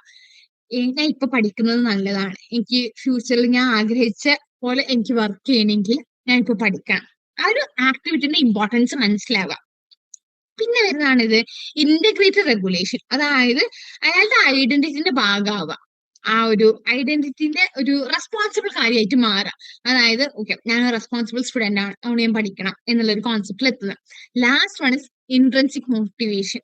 അതായത് അയാള് പഠിക്കുന്നത് ഒരു ഫുൾ എൻജോയ്മെന്റ് കാരണം. ഓക്കെ, എനിക്ക് ഭയങ്കര ഇഷ്ടമുള്ള സബ്ജക്റ്റ് ആണ് സൈക്കോളജി, അതുകൊണ്ട് ഞാൻ ഇത് പഠിക്കുന്നു. അപ്പൊ കണ്ട, നമ്മൾ തുടങ്ങിയത് എവിടുന്നായിരുന്നു? External regulation. അതായത് പഠിച്ചിട്ടില്ലെങ്കിൽ ടീച്ചേഴ്സ് ചീത്ത പറയും, അല്ലെങ്കിൽ ഉമ്മ ചീത്ത പറയും എന്നുള്ളതിൽ നിന്ന് തുടങ്ങിയിട്ട് നമ്മൾ എവിടെ എത്തി? ഒരു ഇൻട്രൻസിക് മോട്ടിവേഷൻ എത്തി നിൽക്കുകയാണ്. That is self determination theory. പിന്നെ സെൽഫ് ഡിറ്റർമിനേഷൻ തിയറിയിൽ 3 സൈക്കോളജിക്കൽ നീഡ്സ് ഞാൻ ആദ്യം ഡിസ്കസ് ചെയ്തിട്ടുണ്ട്. ഓട്ടോണമി, പിന്നെ കോമ്പീറ്റൻസ് ആൻഡ് റിലേറ്റഡ്നെസ്. ഇതെല്ലാം സാറ്റിസ്ഫൈ ആവുമ്പോൾ എന്താ, നമ്മുടെ മോട്ടിവേഷൻ ഒന്നും കൂടി കൂടുതൽ ഇന്റേണൽ ആൻഡ് കൂടുതൽ സ്ട്രോങ്ങർ ആയിട്ട് മാറും. അപ്പൊ ഈ ഒരു സെൽഫ് ഡിറ്റർമിനേഷൻ കോണ്ടിനം എന്ന് പറഞ്ഞാൽ എങ്ങനെയാണ് എക്സ്റ്റേണൽ പ്രഷറിൽ നിന്ന് ഒരു ജെനുവിൻ ഇൻട്രസ്റ്റിലോട്ട്, സെൽഫ് ഡ്രൈവൺ ബിഹേവിയറിലോട്ട് നമ്മൾ എങ്ങനെ എത്തുന്നു, ആ ഒരു കോണ്ടിനമാണ് ഇവിടെ എക്സ്പ്ലെയിൻ ചെയ്യുന്നത്. കോണ്ടിനം എന്ന് പറഞ്ഞാൽ എന്താണെന്നല്ല, കോണ്ടിനം എന്ന് പറഞ്ഞാൽ എന്താണ്, എക്സ്ട്രീം കാര്യങ്ങൾ ഉണ്ടാകും. അതായത് intrinsic motivation, extrinsic motivation, external പ്രഷറും സെൽഫ് ഡ്രൈവൺ ബിഹേവിയർ രണ്ടും രണ്ട് എക്സ്ട്രീം ആണ്. അതാണ് കോണ്ടിനം എന്നുള്ള കോൺസെപ്റ്റ് കേട്ടോ. ഇതാണ് സെൽഫ് ഡിറ്റർമിനേഷൻ കോണ്ടിനം എന്നുള്ളത്. ഇനി നമ്മൾ സെൽഫ് ഡിറ്റർമിനേഷൻ കോർഡിനത്തിൽ നമ്മൾ എന്താ എക്സ്പ്ലെയിൻ ചെയ്തത്? നമ്മൾ ഔട്ട്സൈഡ് പ്രഷറിന് ഇൻട്രൻസിക് മോട്ടിവേഷനിൽ പറഞ്ഞെത്തി അല്ലേ? ഓക്കെ, ഈ എക്സ്ട്രിൻസിക് മോട്ടിവേഷൻ എന്തായിരിക്കും? എക്സ്ട്രിൻസിക് മോട്ടിവേഷൻ എന്ന് പറഞ്ഞാൽ നമ്മൾ പുറത്തുള്ള കുറെ എക്സ്റ്റേണൽ റിവാർഡ്സിന് വേണ്ടിയിട്ട് അല്ലെങ്കിൽ പണിഷ്മെന്റ് അവോയ്ഡ് ചെയ്യാൻ വേണ്ടി നമ്മൾ കാര്യങ്ങൾ ചെയ്യുമ്പോൾ നമ്മുടെ ഉള്ളിൽ ഉണ്ടാവുന്ന മോട്ടിവേഷൻ എക്സ്ട്രിൻസിക് മോട്ടിവേഷൻ. അവിടെ നമ്മുടെ പേഴ്സണൽ ഇൻട്രസ്റ്റോ നമ്മുടെ എൻജോയ്മെന്റോ ഇതൊന്നുമല്ല, പുറത്തുള്ള കുറെ ഫാക്ടേഴ്സ് ആണ് നമ്മുടെ ഒരു ആക്ഷൻ അല്ലെങ്കിൽ നമ്മുടെ ഒരു ആക്ടിവിറ്റിയിൽ ഇൻവോൾവ് ചെയ്യാൻ വേണ്ടി കോസ് ചെയ്യുന്ന കാര്യം. ഒരു കുട്ടിക്ക് എക്സാം നല്ല മാർക്ക് വേണം, എന്തിന്? ആ കുട്ടിനെ അതിലോട്ട് എത്തിക്കുന്നത് എന്താണ്? പാരന്റ്സും ടീച്ചേഴ്സും പണിഷ് ചെയ്യരുത്, അത് അവോയ്ഡ് ചെയ്യാൻ വേണ്ടിയിട്ട്. Okay, extrinsic motivation different forms ഉണ്ട്. നേരത്തെ പറഞ്ഞിട്ടുള്ള കുറച്ച് കാര്യങ്ങൾ തന്നെയാണ്. എക്സ്റ്റേണൽ റെഗുലേഷൻ എന്താണ്? Reward and punishment. Introjected regulation, ഉള്ളിലുള്ള ഗിൽറ്റ്, പുറത്തുനിന്നുള്ള പ്രഷർ. ഐഡന്റിഫൈഡ് റെഗുലേഷൻ, അതിന്റെ ഇമ്പോർട്ടൻസ് മനസ്സിലാക്കുക. ഇന്റഗ്രേറ്റഡ് റെഗുലേഷൻ, അതായത് പേഴ്സണൽ വാല്യൂസിനോട് കൂടുതൽ അലൈൻ ചെയ്തിരിക്കുന്ന രീതിക്ക് മോട്ടിവേറ്റഡ് ആവുക. അപ്പൊ നമ്മൾ നമുക്ക് അത്ര ഇൻട്രസ്റ്റ് ഇല്ലാത്തൊരു കാര്യമാണെങ്കിൽ നമുക്ക് എക്സ്ട്രിൻസിക് മോട്ടിവേഷൻ വേണം നമ്മൾ ആ കാര്യം ചെയ്തു തീർക്കാൻ വേണ്ടിയിട്ട്. ഫോർ എക്സാമ്പിൾ, ഒരു പേപ്പർ നമുക്ക് ഇഷ്ടമില്ല, പക്ഷെ നമുക്ക് ആ പേപ്പർ ഞാൻ പഠിച്ചിട്ടില്ലെങ്കിൽ ഞാൻ എക്സാമിന് ഫെയിൽ ആവുന്ന ഒരു ഗിൽറ്റ് ഉണ്ടാവുക, ഫിയർ ഓഫ് ഫെയിലിയർ ഉണ്ടാവുക. ആ ഒരു എക്സ്ട്രിൻസിക് മോട്ടിവേഷൻ കാരണം നമ്മൾ എന്തെങ്കിലും പഠിക്കും. പക്ഷെ ഇത് കുറച്ച് ലിമിറ്റേഷൻസ് ഉണ്ട്. കാരണം നമ്മുടെ ഉള്ളിലുള്ള മോട്ടിവേഷൻ കാരണമാണ് നമ്മൾ കാര്യങ്ങൾ ചെയ്യുന്നതെങ്കിൽ എന്തെങ്കിലും നമുക്ക് നല്ല രീതിക്ക് ക്രിയേറ്റിവിറ്റി ഉണ്ടാവും. ഓക്കെ, എക്സ്ട്രിൻസിക് മോട്ടിവേഷൻ ആകുമ്പോൾ ക്രിയേറ്റിവിറ്റി കുറവാണ്. അതുപോലെ തന്നെ ആ റിവാർഡ് നമ്മളെടുത്ത് ഒഴിവാക്കിയാൽ നമ്മൾ ഉണ്ടാവുന്ന മോട്ടിവേഷനും കുറയും. കാരണം നമ്മൾ എക്സാമിന് പഠിച്ച് തോറ്റാലും നമ്മുടെ പാരന്റ്സും ടീച്ചേഴ്സും ആരും നമ്മളെ സ്കോൾഡ് ചെയ്യൂല. അപ്പൊ അതേ പഠിക്കാനുള്ള മോട്ടിവേഷൻ ഇല്ലാണ്ടാവും. ഓക്കെ, അപ്പൊ ഇതാണ് എക്സ്ട്രിൻസിക് മോട്ടിവേഷൻ എന്ന് പറഞ്ഞാല് നമ്മുടെ റിയൽ ലൈഫിൽ ഭയങ്കര അധികം ഇമ്പോർട്ടന്റ് ആണ്. കാരണം ലൈഫിൽ ഉണ്ടാവുന്ന എല്ലാ ടാസ്കുകളും എല്ലാ കാര്യങ്ങളും നമുക്ക് അത്ര ഇഷ്ടപ്പെട്ടതാവണമെന്നില്ല. എല്ലാ കാര്യങ്ങളും ചെയ്യാനും എല്ലാ പേപ്പർ പഠിക്കാനും നമ്മൾ അത്ര ഇൻട്രൻസിക്കലി മോട്ടിവേറ്റഡ് ആയിരിക്കണം എന്നില്ല. അതുകൊണ്ട് തന്നെ നമുക്ക് എന്ത് വേണം? Extrinsic motivation is very much important for our life. അപ്പൊ ഈ ഒരു എക്സ്ട്രിൻസിക് ആൻഡ് ഇൻട്രിൻസിക് മോട്ടിവേഷൻ തമ്മിൽ ഒരു ബാലൻസ് നമ്മൾ മനുഷ്യന്മാർ എപ്പോഴും കീപ്പ് ചെയ്യണം. അത് നമ്മുടെ ഒരു ഓവറോൾ വെൽബീയിങ്ങിന് അത് വേണം. ഓക്കെ, ഇനി നമുക്കുള്ളതാണ് നമ്മുടെ കുറച്ച് തിയറീസ് പറയാനുണ്ട് നമുക്ക്. Okay, first is reversal theory. Reversal theory propose ചെയ്തത് ആരാണ്? മൈക്കൽ ആപ്റ്റർ ആണ് റിവേഴ്സൽ തിയറി പ്രപ്പോസ് ചെയ്തിട്ടുള്ളത്. അതായത് നമ്മുടെ മനുഷ്യന്മാരുടെ ബിഹേവിയർ എന്നാണ് അത്രത്തോളം ഫിക്സ്ഡ് ഒന്നുമല്ല. സിറ്റുവേഷൻ അനുസരിച്ച് അതെന്ത് ചെയ്യും, അത് മാറിക്കൊണ്ടേ നിൽക്കും എന്നാണ് റിവേഴ്സൽ തിയറിയിൽ പറയുന്നത്. അതായത് നമുക്ക് ഡിഫറെന്റ് മോട്ടിവേഷണൽ സ്റ്റേറ്റ്സ് ഉണ്ട്. അതായത് ടെലിക് സ്റ്റേറ്റ് ഉണ്ട്, പാരാടെലിക് സ്റ്റേറ്റ് ഉണ്ട്. ഇത് തമ്മിൽ നമ്മൾ അങ്ങോട്ടും ഇങ്ങോട്ടും സ്വിച്ച് ചെയ്തുകൊണ്ടേ നിൽക്കും. ടെലിക് സ്റ്റേറ്റ് എന്ന് പറഞ്ഞാല് നമ്മുടെ ഫ്യൂച്ചറിൽ കൂടുതൽ ഫോക്കസ്ഡ് ആയിട്ട് നമ്മൾ ഭയങ്കര സീരിയസ് ആയിട്ട് ഉണ്ടാവുന്ന ഒരു സ്റ്റേറ്റ് ആണ് ടെലിക് സ്റ്റേറ്റ് എന്ന് പറഞ്ഞാൽ. അതായത് നമ്മൾ എക്സാമിന് പഠിക്കുന്നത് എന്നുള്ളത് ഭയങ്കര ഗോൾ ഓറിയന്റഡ് ആണ്, ഭയങ്കര ഫ്യൂച്ചർ ഫോക്കസ്ഡ് ആണ്. പാരാടെലിക് എന്ന് പറഞ്ഞാൽ ഒരു എൻജോയ്മെന്റ്, നമ്മൾ ഫുൾ ഫോക്കസ് എൻജോയ്മെന്റിലാണ്. നമ്മൾ നമ്മുടെ പ്രസന്റ് മൂവ്മെന്റിൽ കൂടുതൽ ഫോക്കസ്ഡ് ആയിട്ട് നിൽക്കുന്നത്. ഗെയിം കളിക്കുന്നു, സിനിമ കാണുന്നു, അല്ലെങ്കിൽ എന്തെങ്കിലും വീഡിയോസ് കാണുന്നു, അതൊക്കെ പ്രസന്റ് മൊമെന്റിൽ ആ ഒരു എൻജോയ്മെന്റിൽ കൂടുതൽ ഫോക്കസ്ഡ് ആണ്. അതാണ് പാരാടെലിക് സ്റ്റേറ്റ് എന്ന് പറഞ്ഞാല്. അപ്പൊ മനുഷ്യന്മാര് എപ്പോഴും എപ്പോഴും എല്ലാവരും ടെലിക് സ്റ്റേറ്റിലാവും. എപ്പോഴും ഓക്കെ എക്സാമ്പിൾ പഠിക്കുക, ഫ്യൂച്ചർ അങ്ങനെ ആവണം, ഫ്യൂച്ചർ ഇങ്ങനെ ആവണം, അതുകൊണ്ട് ഞാൻ ഭയങ്കര ഗോൾ ഓറിയന്റഡ് ആയിരിക്കണം, അങ്ങനെയാണോ എല്ലാവരും? അല്ല. നേരെ മറിച്ച് എല്ലാവരും എപ്പോഴും ഒരു പാരാടെലിക് സ്റ്റേറ്റിലാണോ, ഫുൾ എൻജോയ്മെന്റിലാണോ? അതുമല്ല. നമ്മള് മനുഷ്യന്മാര് കണ്ടിന്യൂസ്ലി ഇങ്ങനെ മൂവ് ചെയ്തുകൊണ്ടേ നിൽക്കും. അതാണ് റിവേഴ്സ് തിയറി. അങ്ങോട്ട് പോകുന്ന അവിടെ ഇങ്ങോട്ട് തിരിച്ചു വരുന്നു. അതാണ് റിവേഴ്സ് തിയറി എന്ന് പറയുന്നത്. കാരണം ഈ രണ്ട് സ്റ്റേറ്റ്, ടെലിക് സ്റ്റേറ്റും പാരാടെലിക് സ്റ്റേറ്റും തമ്മിൽ നമ്മൾ അങ്ങോട്ടും ഇങ്ങോട്ടും മൂവ് ചെയ്തുകൊണ്ടേ നിൽക്കും. കാരണം നമുക്ക് ഫ്രസ്ട്രേഷൻ ഉണ്ടാവും, ചില സമയത്ത് ഭയങ്കര അധികം ബോറിംഗ് ഫീൽ ഉണ്ടാവും, നമുക്ക് നമ്മുടെ എൻജോയ്മെന്റ് ഉണ്ടാകുന്ന ചേഞ്ചസ് കാരണം, ഇത് കാരണം എല്ലാം നമ്മൾ എന്ത് ചെയ്തിട്ടുണ്ടാവും, ഈ ടെലിക് ആൻഡ് പാരാടെലിക് സ്റ്റേറ്റിൽ നമ്മൾ അങ്ങോട്ടും ഇങ്ങോട്ടും മൂവ് ചെയ്തുകൊണ്ടേ നിൽക്കുന്നുണ്ടാവും. ഈ സ്റ്റേറ്റിൽ ടെലിക്കായാലും പാരാടെലിക് സ്റ്റേറ്റിലായാലും നമുക്ക് ഉണ്ടാവുന്ന ഇമോഷൻസും ഡിഫറെന്റ് ആട്ടോ. അതായത് നമുക്ക് ടെലിക് സ്റ്റേറ്റിലാണെങ്കിൽ നമുക്ക് അറോസിൽ കുറവാണെങ്കിൽ നമുക്ക് ഒന്നുകൂടി റിലാക്സ്ഡ് മൂഡ് ഉണ്ടാവുക. അറോസിൽ കൂടുതലാണെങ്കിൽ നമുക്ക് ആൻസൈറ്റി ഉണ്ടാവും. ഈ പാരാടെലിക് സ്റ്റേറ്റിലാണെങ്കിലോ അറോസിൽ കുറവാണെന്ന് വിചാരിച്ചോ, നമുക്ക് ബോറടിക്കും. ഇപ്പൊ നമ്മളൊരു ഗെയിം കളിക്കുമ്പോൾ നമുക്ക് അത്രത്തോളം അറൗസിങ് അല്ല, നമുക്ക് അത്ര എക്സൈറ്റിംഗ് അല്ലെങ്കിൽ എന്ത് ചെയ്യും, നമുക്ക് ബോറടിക്കും. നല്ല രീതിക്ക് അറൗസ് ചെയ്യുന്ന ഒരു സാധനമാണെങ്കിൽ നമുക്ക് ഭയങ്കര എക്സൈറ്റ്മെന്റ് ഉണ്ടാവും. ഓക്കെ, ഇതാണ് റിവേഴ്സൽ തിയറി എന്നുള്ള ഒരു കോൺസെപ്റ്റ്. ഇനി എക്സ്പെക്ടേഷനിസം. എക്സ്പെക്ടേഷനിസം എന്തിനെ ബേസ് ചെയ്തിട്ടുള്ളതാണെന്ന് അറിയാം? റിസ്ക് ഹോമിയോസ്റ്റാറ്റിസിസ് തിയറി ഉണ്ട്, ഗെറാഡ് വൈൽഡിന്റെ. അതിനെ ബേസ് ചെയ്തിട്ടുള്ള കോൺസെപ്റ്റ് ആണ് എക്സ്പെക്ടേഷനിസം എന്ന് പറഞ്ഞാല്. അതായത് മനുഷ്യന്മാർക്ക് ഒരു അവര് അക്സെപ്റ്റ് ചെയ്യാന് ബിൽഡ് ചെയ്യുന്ന ഒരു ലെവൽ ഓഫ് റിസ്ക് നമ്മുടെ എല്ലാവർക്കും ഉണ്ട്. അതിനാണ് ടാർഗറ്റ് റിസ്ക് ലെവൽ എന്ന് പറയുന്നത്. അതായത് നമ്മുടെ ചുറ്റുള്ള കാര്യത്തിലൊക്കെ സേഫ്റ്റി മെഷേഴ്സ് ഒക്കെ ഇമ്പ്രൂവ് ആയി അങ്ങനെ ചെയ്താലും അവർ അവരുടെ ലെവൽ ഓഫ് റിസ്ക് ഉണ്ട്, അതിലോട്ട് അവർ അവരുടെ ബിഹേവിയറിനെ അഡ്ജസ്റ്റ് ചെയ്യുക ചെയ്യുന്നത്. ഇപ്പൊ എക്സാമ്പിൾ പറയുകയാണെങ്കിൽ റോഡുകളൊക്കെ കൂടുതൽ സേഫർ ആക്കി, അല്ലെങ്കിൽ വെഹിക്കിൾസ് ഒക്കെ ഒന്നുകൂടി നല്ല രീതിക്ക് ഒന്ന് ഇമ്പ്രൂവ് ചെയ്തു. എന്നാലും നമ്മൾ മനുഷ്യന്മാർ എന്ത് ചെയ്യും, നമ്മൾ നല്ല സ്പീഡിൽ ഡ്രൈവ് ചെയ്യും. അതെന്ത് ചെയ്യും, ആക്സിഡന്റ് റേറ്റ്സ് അപ്പോഴും സിമിലർ ആയിട്ട് വെക്കുക ചെയ്യുന്നത്. അപ്പൊ നമ്മൾ ഡിഫറെന്റ് കാര്യങ്ങളിലൂടെ നമ്മൾ എന്ത് ചെയ്യുക, സേഫ്റ്റി ഇമ്പ്രൂവ് ചെയ്യുന്നു. അപ്പൊ അത് എഡ്യൂക്കേഷൻ, ലോ കൊണ്ടുവരുന്ന, എഞ്ചിനീയറിംഗ്, എല്ലാത്തിലും നമ്മൾ സേഫ്റ്റി ഇമ്പ്രൂവ് ചെയ്താലും അത് എപ്പോഴും ആക്സിഡൻസ് കുറക്കൂല. കാരണം നമുക്ക് റിസ്ക് ചേഞ്ചിങ് എന്നുള്ള സാധനത്തിൽ നമുക്ക് മനുഷ്യന്മാർക്ക് ഒരു ആറ്റിറ്റ്യൂഡ് ഉണ്ട്. അതുകൊണ്ട് തന്നെ ഈ റിസ്കി ബിഹേവിയർ കുറക്കണമെങ്കിൽ നമ്മൾ എന്ത് ചെയ്യണം, സേഫ് ബിഹേവിയറിന്റെ ബെനഫിറ്റ്സിനെ പറ്റി നമ്മൾ അത് കൂടുതൽ ഇൻക്രീസ് ചെയ്യപ്പെടണം. അതുപോലെ തന്നെ സേഫ് ബിഹേവിയറിന്റെ കോസ്റ്റ് ഡിക്രീസ് ചെയ്യണം, റിസ്കി ബിഹേവിയറിന്റെ കോസ്റ്റ് ഇൻക്രീസ് ചെയ്യണം. ഓക്കെ, സോ ഈ എക്സ്പെക്ടേഷനിസം focuses on encouraging people to value their future more. അവരുടെ ഫ്യൂച്ചറിനെ കൂടുതൽ വാല്യൂ ചെയ്യാൻ വേണ്ടി ആളുകൾ എൻകറേജ് ചെയ്യുന്നത്. അങ്ങനെ ആകുമ്പോൾ അവരെന്ത് ചെയ്യും, അവർ സേഫർ ചോയ്സസ് എടുക്കും. അപ്പൊ ഇവിടെ പറഞ്ഞു വരുന്ന എക്സ്പെക്ടേഷൻസിൽ പറഞ്ഞു വെച്ചാൽ മനുഷ്യന്മാരുടെ എക്സ്പെക്ടേഷൻസ്, ചേഞ്ചിങ് പീപ്പിൾസ് എക്സ്പെക്ടേഷൻസ്, അതുപോലെ തന്നെ അവരുടെ ലോങ് ടേം തിങ്കിങ് മാറ്റുന്നതിന് വേണ്ടിയിട്ട്, റിസ്കി ബിഹേവിയേഴ്സും ആക്സിഡൻസും കുറക്കാൻ വേണ്ടിയിട്ട്. ഇതാണ് എക്സ്പെക്ടേഷനിസം എന്നുള്ളൊരു കോൺസെപ്റ്റ്. ഇനി time horizon questionnaire. Time horizon എന്ന് പറഞ്ഞാല് എത്ര ദൂരം ഒരാള് എന്താണ് അയാളുടെ ഫ്യൂച്ചറിനെ പറ്റിയിട്ട് എത്ര ദൂരം അയാൾ തിങ്ക് ചെയ്യുന്നുണ്ട്, അതിനെപ്പറ്റി അയാൾ പ്ലാൻ ചെയ്യുന്നുണ്ട്. അതാണ് ടൈം ഹൊറൈസൺ എന്ന് പറഞ്ഞാൽ. ടൈം ഹൊറൈസൺ ക്വസ്റ്റ്യനെയർ എന്ന് പറഞ്ഞാൽ എന്താണ്, എത്രത്തോളം അതായത് ഒരു മനുഷ്യൻ എത്ര ദൂരം ഫ്യൂച്ചറിനെ പറ്റി അയാൾ ചിന്തിക്കുന്നുണ്ട്, പ്ലാൻ ചെയ്യുന്നുണ്ട്. Whether person is more focused on short term, അതായത് ആ ഡിസ്റ്റൻസ് വെച്ച് നമുക്ക് പറയാൻ പറ്റുന്നത് ഷോർട്ട് ടേം ആണോ ലോങ് ടേം ഗോൾസ് ആണോ എന്നുള്ളത്. ഷോർട്ട് ടൈം ഹൊറൈസണിലെ ആളുകൾ അവരെന്തില്ല ഫോക്കസ് ചെയ്യുക, ഷോർട്ട് ടൈം ആണല്ലോ. അപ്പൊ ഇമ്മീഡിയറ്റ് പെട്ടെന്ന് കിട്ടുന്ന റിവാർഡ്, ആ സമയത്ത് ഉണ്ടാകുന്ന സാറ്റിസ്ഫാക്ഷന്, അതായത് എക്സാം വരുന്ന തൊട്ട് മുന്നേ പഠിക്കുക, ഒരുപാട് പൈസ പെട്ടെന്ന് ചെലവാക്കുക, അതൊക്കെ ഷോർട്ട് ടൈം ഹൊറൈസണിൽ വരുന്ന കാര്യങ്ങളാണ്. ഇനി ലോങ് ടൈം ഹൊറൈസണിലെ ആളുകൾ എന്തായിരിക്കും, ഫ്യൂച്ചർ ഔട്ട്കംസ് ആണ് കൂടുതൽ ഫോക്കസ്, അതായത് പൈസ സേവ് ചെയ്യുക, കരിയറുകൾ പ്ലാൻ ചെയ്യുക, നല്ലൊരു ലോങ് ടേം സക്സസിന് വേണ്ടിയിട്ട് പഠിക്കുക, റെഗുലർലി പഠിക്കുക. ഈ ഒരു കോൺസെപ്റ്റ് വളരെ ഭയങ്കര ഇമ്പോർട്ടന്റ് ആണ്. കാരണം നമ്മുടെ ഡിസിഷൻ മേക്കിംഗ്, നമ്മുടെ ലൈഫിൽ ഉണ്ടാകുന്ന നമ്മുടെ ഔട്ട്കംസിനൊക്കെ ഇത് ഇൻഫ്ലുവൻസ് ചെയ്യും. ലോങ് ടേം പെർസ്പെക്റ്റീവ് ഉള്ള ഒരാൾ കൂടുതൽ ഡിസിപ്ലിൻഡ് ആയിരിക്കും, റെസ്പോൺസിബിൾ ആയിരിക്കും, അതുപോലെ തന്നെ ഭയങ്കര സക്സസ്ഫുൾ ആയിരിക്കും എന്നാണ് സ്റ്റഡീസ് പറയുന്നത്. കാരണം ആ ഒരു ഫ്യൂച്ചർ കോൺസിക്വൻസസ് അവരുടെ ഉള്ളിൽ അവർ എപ്പോഴും അതിനെപ്പറ്റി അവർ ചിന്തിക്കുന്നുണ്ട്. ഒരാളുടെ ലൈഫ് സ്റ്റൈലിലേക്ക് ഷേപ്പ് ചെയ്യാൻ ഈ ടൈം ഹൊറൈസൺ ഭയങ്കര അധികം ഇമ്പോർട്ടന്റ് ആട്ടോ.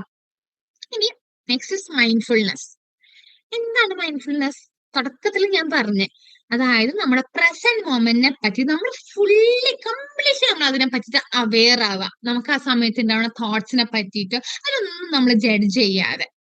ഓക്കെ, ജഡ്ജ് ചെയ്യുമ്പോൾ നമ്മൾ അതിൽ കോൺഷ്യസ്ലി അറ്റൻഷൻ കൊടുക്കുന്നുണ്ട്. പക്ഷെ ഓക്കെ, ഞാൻ ഇങ്ങനെ നമ്മൾ മൈൻഡ്ഫുൾ ആയിട്ട് ഇരിക്കുമ്പോൾ നമ്മൾ ഓക്കെ, ഞാൻ ഇതിനെ പറ്റി ചിന്തിച്ചല്ലോ, ഞാൻ എന്തിനാ ഇങ്ങനെ ചിന്തിക്കാൻ പാടുണ്ടോ, ഞാൻ ചെയ്ത് തെറ്റല്ലേ, ജഡ്ജ് ചെയ്യാതെ പകരം നമ്മുടെ തോട്ട്സിനും നമ്മുടെ ഫീലിങ്സിനും നമ്മുടെ ചുറ്റുപാടൊക്കെ നമ്മൾ കംപ്ലീറ്റ്ലി അറ്റൻഷൻ കൊടുക്കുക.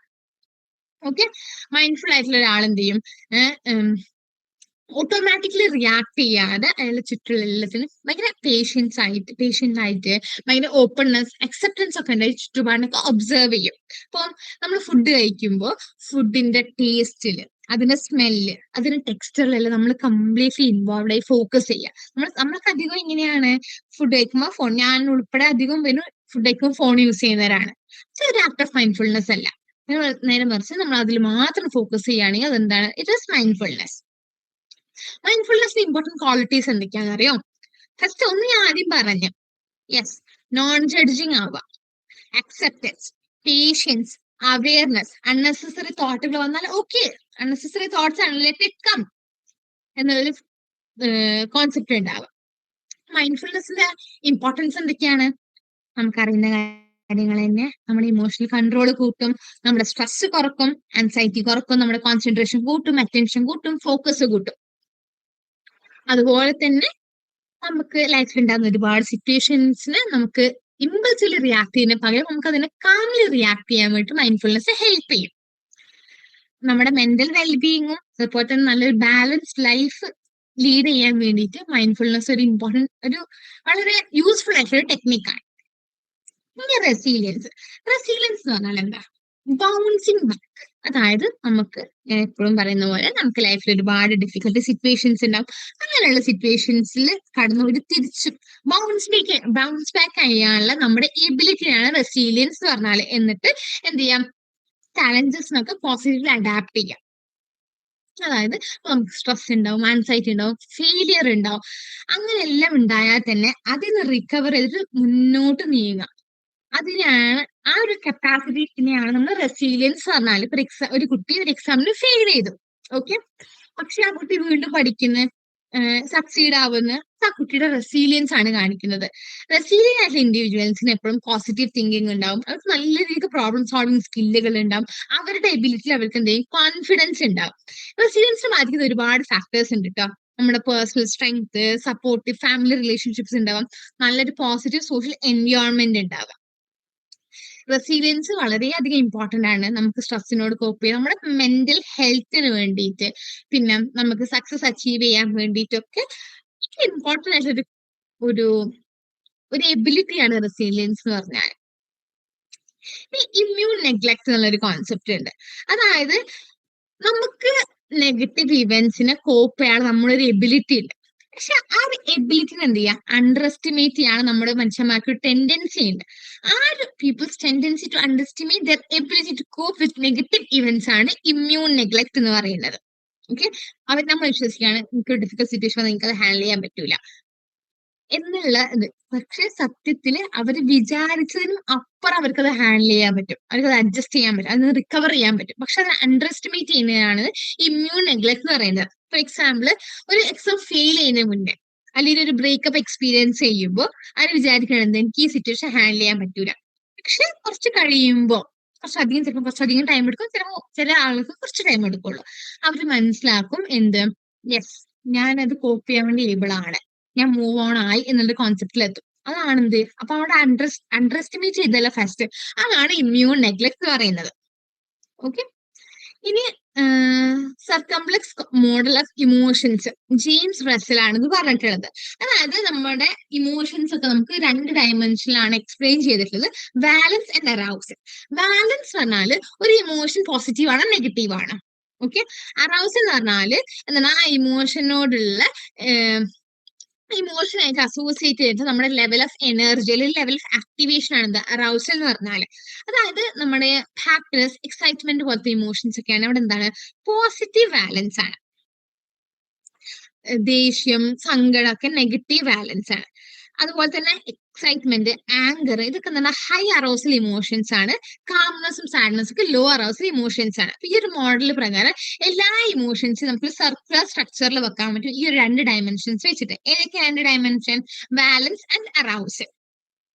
അപ്പൊ നമ്മുടെ കോംപ്ലക്സ് ഇമോഷൻസിനൊക്കെ പഠിച്ച് നമുക്ക് അതിനെ സിംപ്ലിഫൈ ചെയ്ത് നമുക്ക് അതിനെ മനസ്സിലാക്കാൻ വേണ്ടി ഈ മോഡൽ ഹെൽപ്പ് ചെയ്യും. എങ്ങനെയാണ് ഓരോ ഇമോഷൻ മറ്റേ ഇമോഷനോട് റിലേറ്റഡ് ആയിട്ടുള്ളത്, അതിനെ കൂടുതൽ മനസ്സിലാക്കാൻ വേണ്ടിയിട്ടാണ് ഈ ഒരു മോഡൽ ഉള്ളത്. ഓക്കെ, ഇനി നമ്മുടെ ലാസ്റ്റ് മോഡ്യൂൾ ആണ് ഹാപ്പിനെസ് എന്നുള്ളത്. അപ്പൊ ഹാപ്പിനെസ്സിൽ 2 കോൺസെപ്റ്റ്സ് ഫസ്റ്റ് പറയുന്നുണ്ട്, pleasant life and engage life. എന്താണ് ഈ പ്ലസന്റ് ലൈഫ്? പ്ലസന്റ് ലൈഫ് എന്ന് പറഞ്ഞാല് നമ്മൾ എന്ത് ചെയ്യും, നമ്മുടെ പോസിറ്റീവ് ഇമോഷൻസിനൊക്കെ മാക്സിമൈസ് ചെയ്യും, അതിനെല്ലാം കൂട്ടുക, നമ്മുടെ നെഗറ്റീവ് ഇമോഷനൊക്കെ മിനിമൈസ് ചെയ്ത് ചെറുതാക്കി കാണാം. ഈ ഒരു കോൺസെപ്റ്റും ആരിൽ നിന്ന് വന്നിട്ടാണ്? Yes, founder of positive psychology Martin സെലിഗ്മാനിൽ നിന്ന് വന്നിട്ടുള്ള കോൺസെപ്റ്റ് ആണ് ഈ പ്ലസന്റ് ലൈഫ് എന്നുള്ളത് കേട്ടോ. അപ്പോൾ യെസ്, പ്ലസന്റ് ലൈഫിൽ എന്ന് പറഞ്ഞാൽ നമ്മൾ ഹാപ്പിനെസ്, ജോയ്, കംഫർട്ട്, പ്ലഷർ, ഇതിനെല്ലാം ഡെയിലി ലൈഫിൽ നമ്മൾ എക്സ്പീരിയൻസ് ചെയ്യുന്ന ഫീലിങ്സ് ആണ്. അതെല്ലാം പ്ലസന്റ് ലൈഫിൽ ഇൻക്ലൂഡഡ് ആണ്. നമ്മളിപ്പോഴും ചെറിയ ചെറിയ ആക്ടിവിറ്റീസ് ഒക്കെ ഇൻക്ലൂഡ് ചെയ്തിട്ട് നമ്മൾ എന്ത് ചെയ്യും, നമുക്ക് ചുറ്റും ഒരു pleasant life, people try to create a pleasant life. നമ്മൾ എപ്പോഴും പ്ലസന്റ് ലൈഫ് ക്രിയേറ്റ് ചെയ്യാൻ വേണ്ടി ശ്രമിച്ചെടുക്കും. ഫ്രണ്ട്സ് ആയിട്ട് ടൈം സ്പെൻഡ് ചെയ്യുക, പാട്ടുകൾക്ക് റിലാക്സ് ചെയ്യുക. പക്ഷെ ഈ പ്ലസന്റ് ലൈഫിന്റെ ഇത് ടൈപ്പ് ഓഫ് ഹാപ്പിനെസ് ആട്ടോ. ഇതിന്റെ ഒരു പ്രശ്നം എന്ന് പറയുന്നത് ഭയങ്കര ഷോർട്ട് ടേം ആണ്, അതുപോലെ തന്നെ ഭയങ്കര ടെമ്പററി ആണ്. നമ്മുടെ ഇമോഷൻസ് ഒക്കെ പെട്ടെന്ന് മാറുന്നതാണല്ലോ, അതുകൊണ്ട് തന്നെ ഇത് ഷോർട്ട് ടേം ആൻഡ് ടെമ്പററി ആണ്. ഇതിനൊരു ലാസ്റ്റിംഗ് സാറ്റിസ്ഫാക്ഷൻ കിട്ടുക, അതുപോലെ ഡീപ്പ് ആവുക എന്നൊരു കോൺസെപ്റ്റ് ഒന്നും പ്ലസന്റ് ലൈഫിനില്ല. ഒരു നമ്മുടെയൊക്കെ ഒരു ഹാപ്പിനെസ്സിന് ഒരു ബേസിക് ലെവൽ എന്ന് പറയുന്നതാണ് നമ്മുടെ പ്ലസന്റ് ലൈഫ് എന്നുള്ളത്. ഇത് എൻഗേജ് ലൈഫ് എന്ന് പറഞ്ഞാൽ ഒരു വേറെ ടൈപ്പ് ഓഫ് ഹാപ്പിനെസ് ആണ്. അതായത് ആക്ടിവിറ്റീസിൽ നമ്മുടെ സ്ട്രെങ്ത്തും സ്കില്ലൊക്കെ ഉപയോഗിച്ചിട്ട് അതിൽ കംപ്ലീറ്റ്ലി ഇൻവോൾവ് ആവുക. അങ്ങനെയൊക്കെ ഈ ഒരു ടൈപ്പ് ഓഫ് ലൈഫിലാണ് ആളുകൾ എന്ത് എക്സ്പീരിയൻസ് ചെയ്യുക? ഫ്ലോ എന്താ നമ്മൾ ആദ്യമേ പറഞ്ഞിട്ടുണ്ട്, ഒരു കാര്യത്തിൽ കംപ്ലീറ്റ്ലി ഇൻവോൾവ് ആവുക എന്നുള്ളത്. അതായത് ചുറ്റുപാടിനെ പറ്റിയെല്ലാം അവയർനെസ് നഷ്ടപ്പെട്ട് അതിൽ കംപ്ലീറ്റ്ലി ഇൻവോൾവ് ആവുക. നമ്മൾ ഭയങ്കര അധികം ഇൻട്രസ്റ്റഡ് പഠിക്കുക, പെയിന്റ് ചെയ്യുക, എഴുതുക, അതെല്ലാം നമ്മൾ എന്താ അതിൽ കംപ്ലീറ്റ്ലി ഇൻവോൾവ് ആവുകയാണ്. ഇത് നമുക്കൊരു നേരത്തെ പറഞ്ഞു എന്ത് പ്ലസന്റ് ലൈഫ് എന്ന് പറഞ്ഞാൽ ഷോർട്ട് ടേം ആൻഡ് ടെമ്പററി ആണെന്ന്. പക്ഷെ നമ്മുടെ എൻഗേജ് ലൈഫ് എന്ന് പറഞ്ഞാൽ നമ്മൾ ഒന്നും കൂടിയും കൂടുതൽ ഡീപ്പർ, കൂടുതൽ മീനിങ് ആയിട്ടുള്ള ഒരു ഹാപ്പിനെസ് ആണ്. കാരണം നമ്മൾ എന്താ നമ്മുടെ പേഴ്സണൽ ഗ്രോത്ത് അതിലുണ്ട്, വെറും എൻജോയ്മെന്റ് മാത്രമൊന്നുമല്ല, പേഴ്സണൽ ഗ്രോത്ത് ഉണ്ട്, നമ്മൾ അതിൽ കംപ്ലീറ്റ്ലി ഇൻവോൾവ് ആണ്. അപ്പൊ ഈ ഒരു എൻഗേജ്മെന്റ് കാര്യങ്ങളൊക്കെ എന്ത് ചെയ്യും, നമുക്ക് ഒന്നും കൂടി ഒരു പ്രൊഡക്റ്റീവ് ലൈഫ്, ഒന്നുകൂടി സാറ്റിസ്ഫൈങ് ആവുന്ന ലൈഫിലോട്ട് ലീഡ് ചെയ്യും എന്നാണ് പറയുന്നത്. ഇനി ഫാക്ടേഴ്സ് അഫക്റ്റിംഗ് ഹാപ്പിനെസ്, ഇത് വളരെയധികം ഇമ്പോർട്ടന്റ് ആയിട്ടുള്ള ടോപ്പിക് ആട്ടോ. നമുക്ക് നമ്മുടെ ഹാപ്പിനെസിനെ അഫക്ട് ചെയ്യുന്ന ഫാക്ടേഴ്സ് ആണ് ഇവിടെ ഡിസ്കസ് ചെയ്യുന്നത്. അതിൽ നമുക്ക് gender and happiness, marital status and happiness, recreational happiness, അതുപോലെ തന്നെ നമ്മുടെ ഹാപ്പിനെസിലോട്ട് കോൺട്രിബ്യൂട്ട് ചെയ്യുന്ന എൻവയോൺമെന്റ് ഫാക്ടേഴ്സ്, ഇത്രയും കോൺസെപ്റ്റ്സ് ആണ് ഇതിൽ നോക്കാനുള്ളത്. സോ ജെൻഡർ ആൻഡ് ഹാപ്പിനെസ് പറയുകയാണെങ്കിൽ നമ്മൾ വിചാരിക്കും ജെൻഡർ നല്ല രീതിക്ക് നമ്മുടെ ഹാപ്പിനെസ് ഇൻഫ്ലുവൻസ് ചെയ്യുന്നുണ്ട്. ഓക്കെ, റിസർച്ചസ് കാണിക്കുന്നത് മെന്നും വുമൺ ആയാലും അവിടെ ഒരു ഓവറോൾ ഹാപ്പിനെസ് സിമിലർ ആണെങ്കിൽ പോലും അവിടെ ഇമോഷണൽ എക്സ്പ്രഷൻ ഭയങ്കര അധികം ഡിഫറെന്റ് ആണ്. വുമണ് ഒന്നും കൂടി കൂടുതൽ എക്സ്പീരിയൻസ് ചെയ്യുകയാണെങ്കിലും അത് എക്സ്പ്രസ് ചെയ്യുകയാണെങ്കിലും അത് നമ്മുടെ പോസിറ്റീവ് നെഗറ്റീവ് ഇമോഷൻസ് ഒക്കെ ഒന്നും കൂടി സ്ട്രോങ്ലി എക്സ്പ്രസ് ചെയ്യുക നമ്മുടെ വുമൺ ആണ്, മെന്നെ വെച്ച് കമ്പയർ ചെയ്യുമ്പോൾ. അതുപോലെ തന്നെ വുമൺ ആണ് കൂടുതൽ ജോയ്, ലവ്, സാറ്റിസ്ഫാക്ഷൻ ഒക്കെ കൂടുതൽ എന്ത് ചെയ്യുന്നത് റിസർച്ചസിലൊക്കെ റിപ്പോർട്ട് ചെയ്തിട്ടുള്ള ഇവർക്കാണ് ഇത് കൂടുതൽ ഉള്ളതാണ് മെന്നിനെ വെച്ച് നോക്കുമ്പോൾ. മെന്നാണെങ്കിൽ കൂടുതൽ ഇമോഷണൽ സ്റ്റെബിലിറ്റി കാണിക്കുന്നുണ്ട്, പക്ഷെ അവരുടെ ഇമോഷൻസ് ലെസ് ഓപ്പൺലി ആണ് കാണിക്കുന്നത്. നമുക്ക് ഇന്നത്തെ സൊസൈറ്റി നമുക്ക് മനസ്സിലാവുന്ന കുറെ കാര്യങ്ങളാണ് ഇതിൽ പറയുന്നത്. അതുപോലെ തന്നെ നമ്മുടെ സോഷ്യൽ റോളുകൾ, നമ്മുടെ എക്സ്പെക്ടേഷൻസ്, നമ്മുടെ ലൈഫ് എക്സ്പീരിയൻസസ് ഒക്കെ നമ്മുടെ ഹാപ്പിനെസിനെ ബാധിക്കാം. അത് മെന്നിനായാലും വുമണിനായാലും ഡിഫറെന്റ് ആണ്. അപ്പം ഈ ജെൻഡർ എന്നൊരു കോൺസെപ്റ്റ് ഡയറക്റ്റ് നമ്മുടെ ഹാപ്പിനെസിനെ ബാധിക്കുന്നില്ല, പക്ഷെ അത് നമ്മുടെ ഇമോഷൻസ് എങ്ങനെ എക്സ്പീരിയൻസ് ചെയ്യുന്നു എന്നുള്ളതിനെ ബാധിക്കുന്നുണ്ട്. Okay, marital status and happiness. അതായത് സ്റ്റഡീസ് കാണിക്കുന്നത് മാരീഡ് ആയിട്ടുള്ള ഇൻഡിവിജ്വൽസിന് കൂടുതൽ ലെവൽ ഓഫ് ഹാപ്പിനെസ് ഉണ്ട്. അതായത് അൺമാരീഡ് ആയിട്ടുള്ള, ഡിവോഴ്സ്ഡ് ആയിട്ടുള്ള, വിഡോഡ് ആയിട്ടുള്ള ഇൻഡിവിജ്വൽസിനെ വെച്ച് നോക്കുമ്പോൾ മാരീഡ് ആയിട്ടുള്ള അവർക്ക് കൂടുതൽ ഹാപ്പിനെസ് ഉണ്ട് എന്നുള്ളത്. അതിന് കാരണം എന്താണെന്ന് അറിയാം? കാരണം മാരേജ് കൂടുതൽ provide emotional support, companionship, financial stability, ഒരു സെൻസ് ഓഫ് ബിലോങ്ങിങ് എല്ലാം പ്രൊവൈഡ് ചെയ്യുന്നുണ്ട് മാരേജ്. അതുകൊണ്ട് തന്നെ അവർക്ക് കൂടുതൽ ഹാപ്പിനെസ് ഉണ്ടെന്നാണ് പറയുന്നത്. പിന്നെ ഒരു ഹാപ്പി ആൻഡ് സപ്പോർട്ടീവ് മാരേജ് ഒക്കെ ആണെങ്കിൽ നമ്മുടെ വെൽബീങ് കൂട്ടും. നേരെ മറിച്ച് ഒരു കോൺഫ്ലിക്ട് ഫീൽഡ് ആയിട്ടുള്ള ഒരു അൺഹാപ്പി മാരേജ് ആണെങ്കിൽ എനിക്ക് ഒബ്വിയസ്ലി നമ്മുടെ ഹാപ്പിനെസ് കുറക്കും. ഒരു ഇപ്പൊ മാരീഡ് അല്ലാത്ത സിംഗിൾ ഇൻഡിവിജ്വൽസിനും ഹൈ ലെവൽ ഓഫ് ഹാപ്പിനെസ് ഉണ്ട്. ഇപ്പൊ അവർക്ക് നല്ലൊരു സ്ട്രോങ് സോഷ്യൽ സപ്പോർട്ട് സിസ്റ്റം അവർക്ക് ഉണ്ടെങ്കിൽ അവർക്ക് ഹൈ ലെവൽ ഓഫ് ഹാപ്പിനെസ് ഉണ്ട്. അപ്പൊ അത് ജസ്റ്റ് മാരീഡ് ആവുക എന്നുള്ളതല്ല, പക്ഷെ ആ ഒരു റിലേഷൻഷിപ്പിന്റെ ക്വാളിറ്റിയാണ് നമ്മുടെ ഹാപ്പിനെസ്സിനെ ഡിറ്റർമൈൻ ചെയ്യുന്നത്. Recreation and happiness. റീക്രിയേഷൻ എന്ന് പറഞ്ഞാൽ എന്താണ്? നമ്മൾ ഒരു റിഫ്രഷ്മെന്റിന് വേണ്ടി, ഒരു എൻജോയ്മെന്റ്, റിലാക്സേഷന് വേണ്ടി നമ്മൾ ചെയ്യുന്ന കാര്യങ്ങളാണ് റീക്രിയേഷൻ എന്ന് പറഞ്ഞാൽ. ഈ കാര്യങ്ങൾ നമ്മുടെ ഹാപ്പിനെസ് നല്ല രീതിക്ക് ഇമ്പോർട്ടന്റ് ആയിട്ടുള്ള ഇൻഫ്ലുവൻസ് ചെയ്യുന്ന ഒരു ഫാക്ടറാണ്. കാരണം ഈ റീക്രിയേഷൻ ആക്ടിവിറ്റീസ് ഒക്കെ നമ്മുടെ സ്ട്രെസ് കുറക്കും, നമ്മുടെ മൂഡ് ഇംപ്രൂവ് ചെയ്യും. ഈ റീക്രിയേഷൻ എന്തൊക്കെ പെടാം? സ്പോർട്സ്, ട്രാവലിംഗ്, മ്യൂസിക്, ഫ്രണ്ട്സും ഫാമിലിയെല്ലാം ടൈം സ്പെൻഡ് ചെയ്യാം, ഇതെല്ലാം റീക്രിയേഷനിൽ പെടും. അപ്പൊ റീക്രിയേഷൻ ആക്ടിവിറ്റീസ് നമ്മൾ ഇൻവോൾവ് ആവാൻ നമ്മുടെ മൈൻഡ് റിലാക്സ് ചെയ്യും, നമ്മുടെ ഫിസിക്കൽ ഹെൽത്ത് അത് കൂട്ടും, നമുക്ക് പോസിറ്റീവ് ഇമോഷൻസ് നമ്മൾ എക്സ്പീരിയൻസ് ചെയ്യും, നമുക്ക് പേഴ്സണൽ എൻജോയ്മെന്റിന് വേണ്ടി, ബാക്കിയുള്ളവരായിട്ടുള്ള സോഷ്യൽ ഇന്ററാക്ഷന് വേണ്ടിയിട്ട് ഒരു ഓപ്പർച്യൂണിറ്റി ഒക്കെ എന്ത് ചെയ്യുന്നുണ്ട്? ഈ റീക്രിയേഷൻ ആക്ടിവിറ്റീസ് തരുന്നുണ്ട്.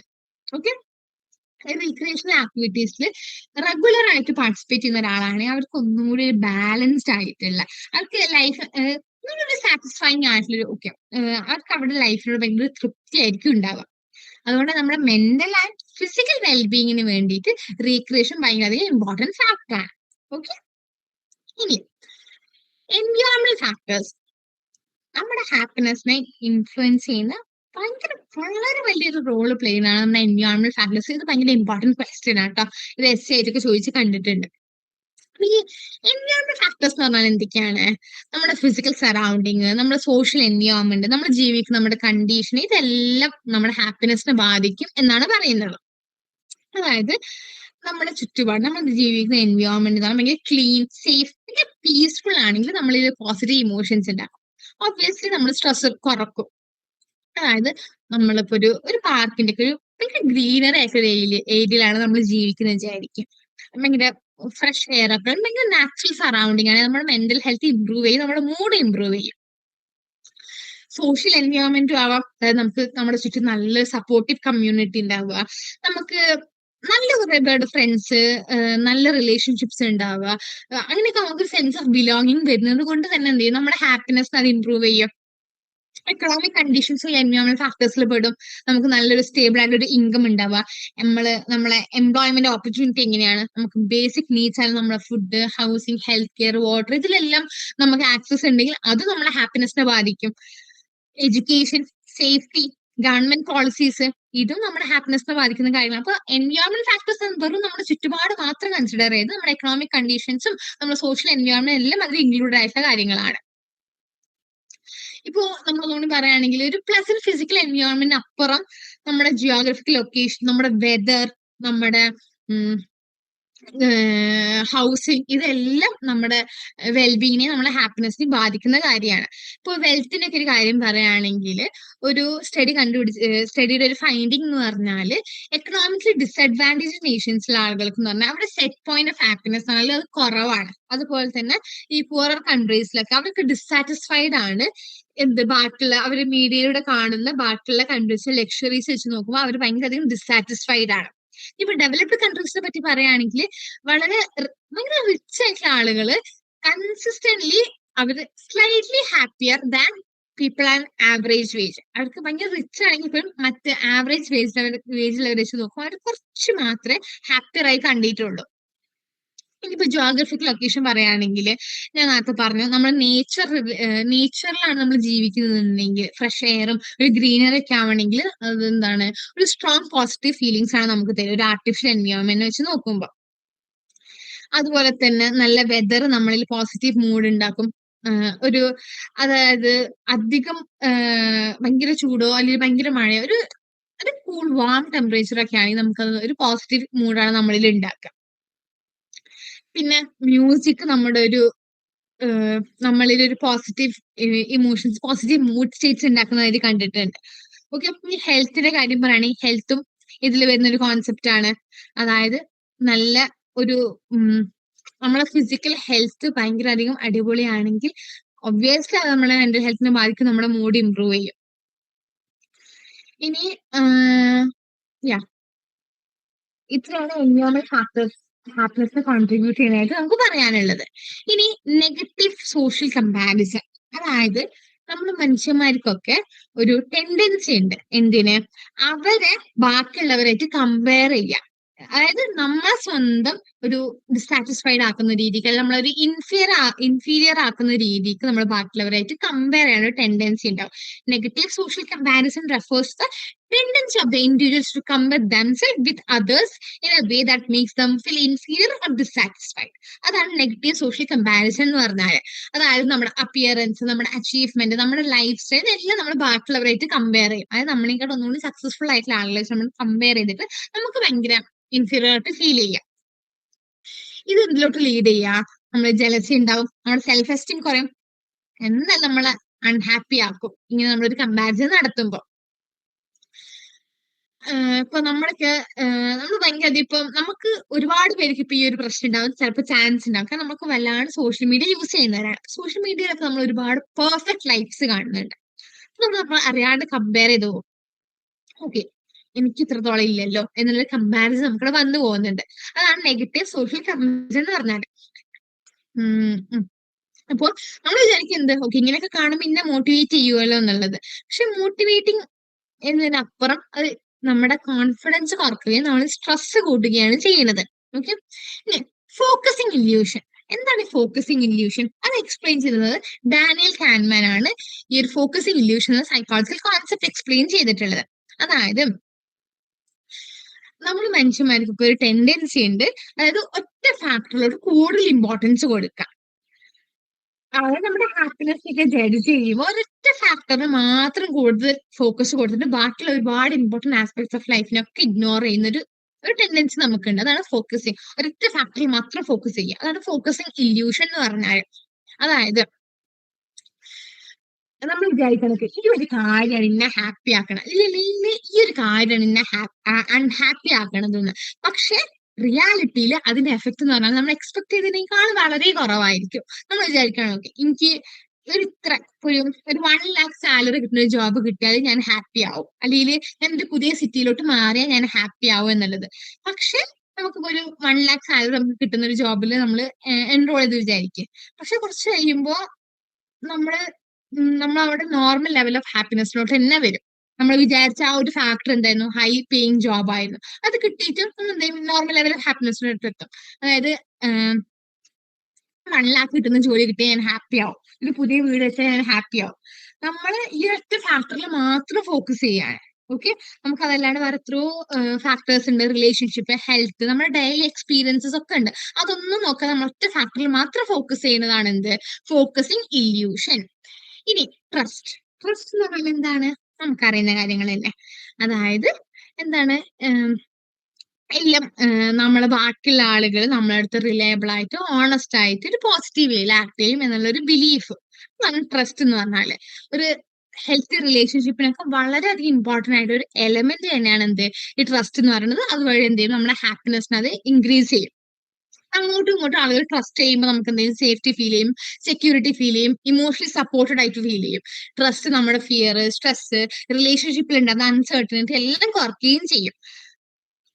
ഇനിയിപ്പോ ഒരു സ്റ്റുഡന്റ്, ഒരു എക്സാമ്പിൾ പറയുകയാണെങ്കിൽ ഒരു സ്റ്റുഡന്റ് എന്റെ ഫ്രണ്ടിന്റെ അടുത്ത് ഒരു ഫ്രണ്ടിന്റെ അടുത്ത് എനിക്ക് എന്റെ എല്ലാ പ്രോബ്ലംസും ഷെയർ ചെയ്യാം എന്ന് വിശ്വസിക്കുന്നത്. പക്ഷെ നേരെ ഓപ്പോസിറ്റ് ആയിട്ട് അങ്ങനെ ട്രസ്റ്റ് ഇല്ലെങ്കിൽ അത് കോൺഫ്ലിക്റ്റും ഇമോഷണൽ ഡിസ്ട്രസ്സിലോട്ടൊക്കെ ലീഡ് ചെയ്യും. അതുകൊണ്ട് തന്നെ നല്ലൊരു റിലേഷൻഷിപ്പ് ബിൽഡ് ചെയ്യാൻ വേണ്ടിയിട്ടും നമുക്ക് ഒരു ഓവറോൾ വെൽബീങ് പ്രൊമോട്ട് ചെയ്യാൻ വേണ്ടി ട്രസ്റ്റ് വളരെ വളരെ ഇമ്പോർട്ടന്റ് ആയിട്ടുള്ള ഒരു കാര്യമാണ്. ഓക്കെ, ഇനി കിൻഷിപ്പ്. എന്താണ് കിൻഷിപ്പ്? കിൻഷിപ്പ് എന്ന് പറഞ്ഞാല് നമ്മുടെ ഫാമിലി, എക്സ്റ്റെൻഡഡ് ഫാമിലി മെമ്പേഴ്സ് ഒക്കെ നമ്മുടെ റിലേഷൻഷിപ്പിനാണ് കിൻഷിപ്പ് എന്ന് പറയുന്നത്. അതായത് parents, siblings, relatives, extended family members എല്ലാം റിലേഷൻഷിപ്പ് ബേസ്ഡ് ഫാമിലി ടൈപ്സിനാണ് നമ്മൾ കിൻഷിപ്പ് എന്ന് പറയുന്നത്. ഈ റിലേഷൻഷിപ്സ് ഒക്കെ നമുക്ക് ഇമോഷണൽ സപ്പോർട്ട് തരും, കെയർ തരും, നമുക്ക് സെൻസ് ഓഫ് ബിലോങ്ങിങ്നെസ് തരും. ഇതെല്ലാം നമ്മൾ ആദ്യം പറഞ്ഞത് ഇതെല്ലാം നമ്മുടെ ഹാപ്പിനെസ്സിനെ ഇൻഫ്ലുവൻസ് ചെയ്യുന്ന കാര്യങ്ങളാണ്. ഇതൊക്കെ ഹാപ്പിനെസ് ആയിരുന്നു ചോദിച്ചുള്ള ക്വസ്റ്റ്യൻസ് ആട്ടോ. സോ ഇതൊക്കെ ഇതിനൊക്കെ ആൻസേഴ്സ് എഴുതുമ്പോൾ മാർക്കിനനുസരിച്ചിട്ടാണ് ആൻസേഴ്സ് ചെയ്താൽ ശ്രമിക്കേണ്ടത്. 2 മാർക്കിനൊക്കെ ആകുമ്പോൾ മെയിൻ കോൺസെപ്റ്റ്സ് മാത്രം എഴുതി വെക്കാം. 5-10 മാർക്കിനൊക്കെ ആണെങ്കിൽ ആദ്യം ഹാപ്പിനെസിനെ പറ്റി എവിടുന്നാണ് ഈ ടോപ്പിക് വന്നുള്ളത് നമ്മൾ പഠിച്ചു കഴിയുമ്പോൾ നമുക്ക് മനസ്സിലാവുമല്ലോ. സോ അതൊക്കെ ഒരു ഇൻട്രോ പാരഗ്രാഫ് ആയിട്ട് എഴുതിയാൽ നമുക്ക് സ്കോർ ചെയ്യാനാവും. ഓക്കെ, അപ്പോൾ എന്താണ്, നമുക്ക് നല്ലൊരു സ്ട്രോങ് കിൻഷിപ്പ് ബോണ്ടുകളൊക്കെ ഉണ്ടെങ്കിൽ നമുക്ക് എന്താണ് ഒന്നും കൂടി ഒരു കണക്റ്റഡ് സെക്യൂർ ഫീലിംഗ് ഉണ്ടാവും നമ്മുടെ ഡിഫിക്കൽട്ടി ടൈംസിലൊക്കെ.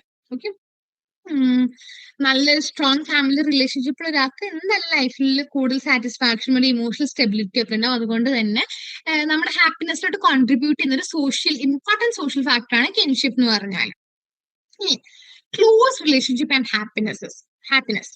അതായത് ക്ലോസ് റിലേഷൻഷിപ്പ് എന്ന് പറഞ്ഞാൽ ആരൊക്കെയാണ്? നമ്മുടെ friendship, romantic relationship, family ties, ഇതെല്ലാം ക്ലോസ് റിലേഷൻഷിപ്പിൽ വരുന്നതാണ്.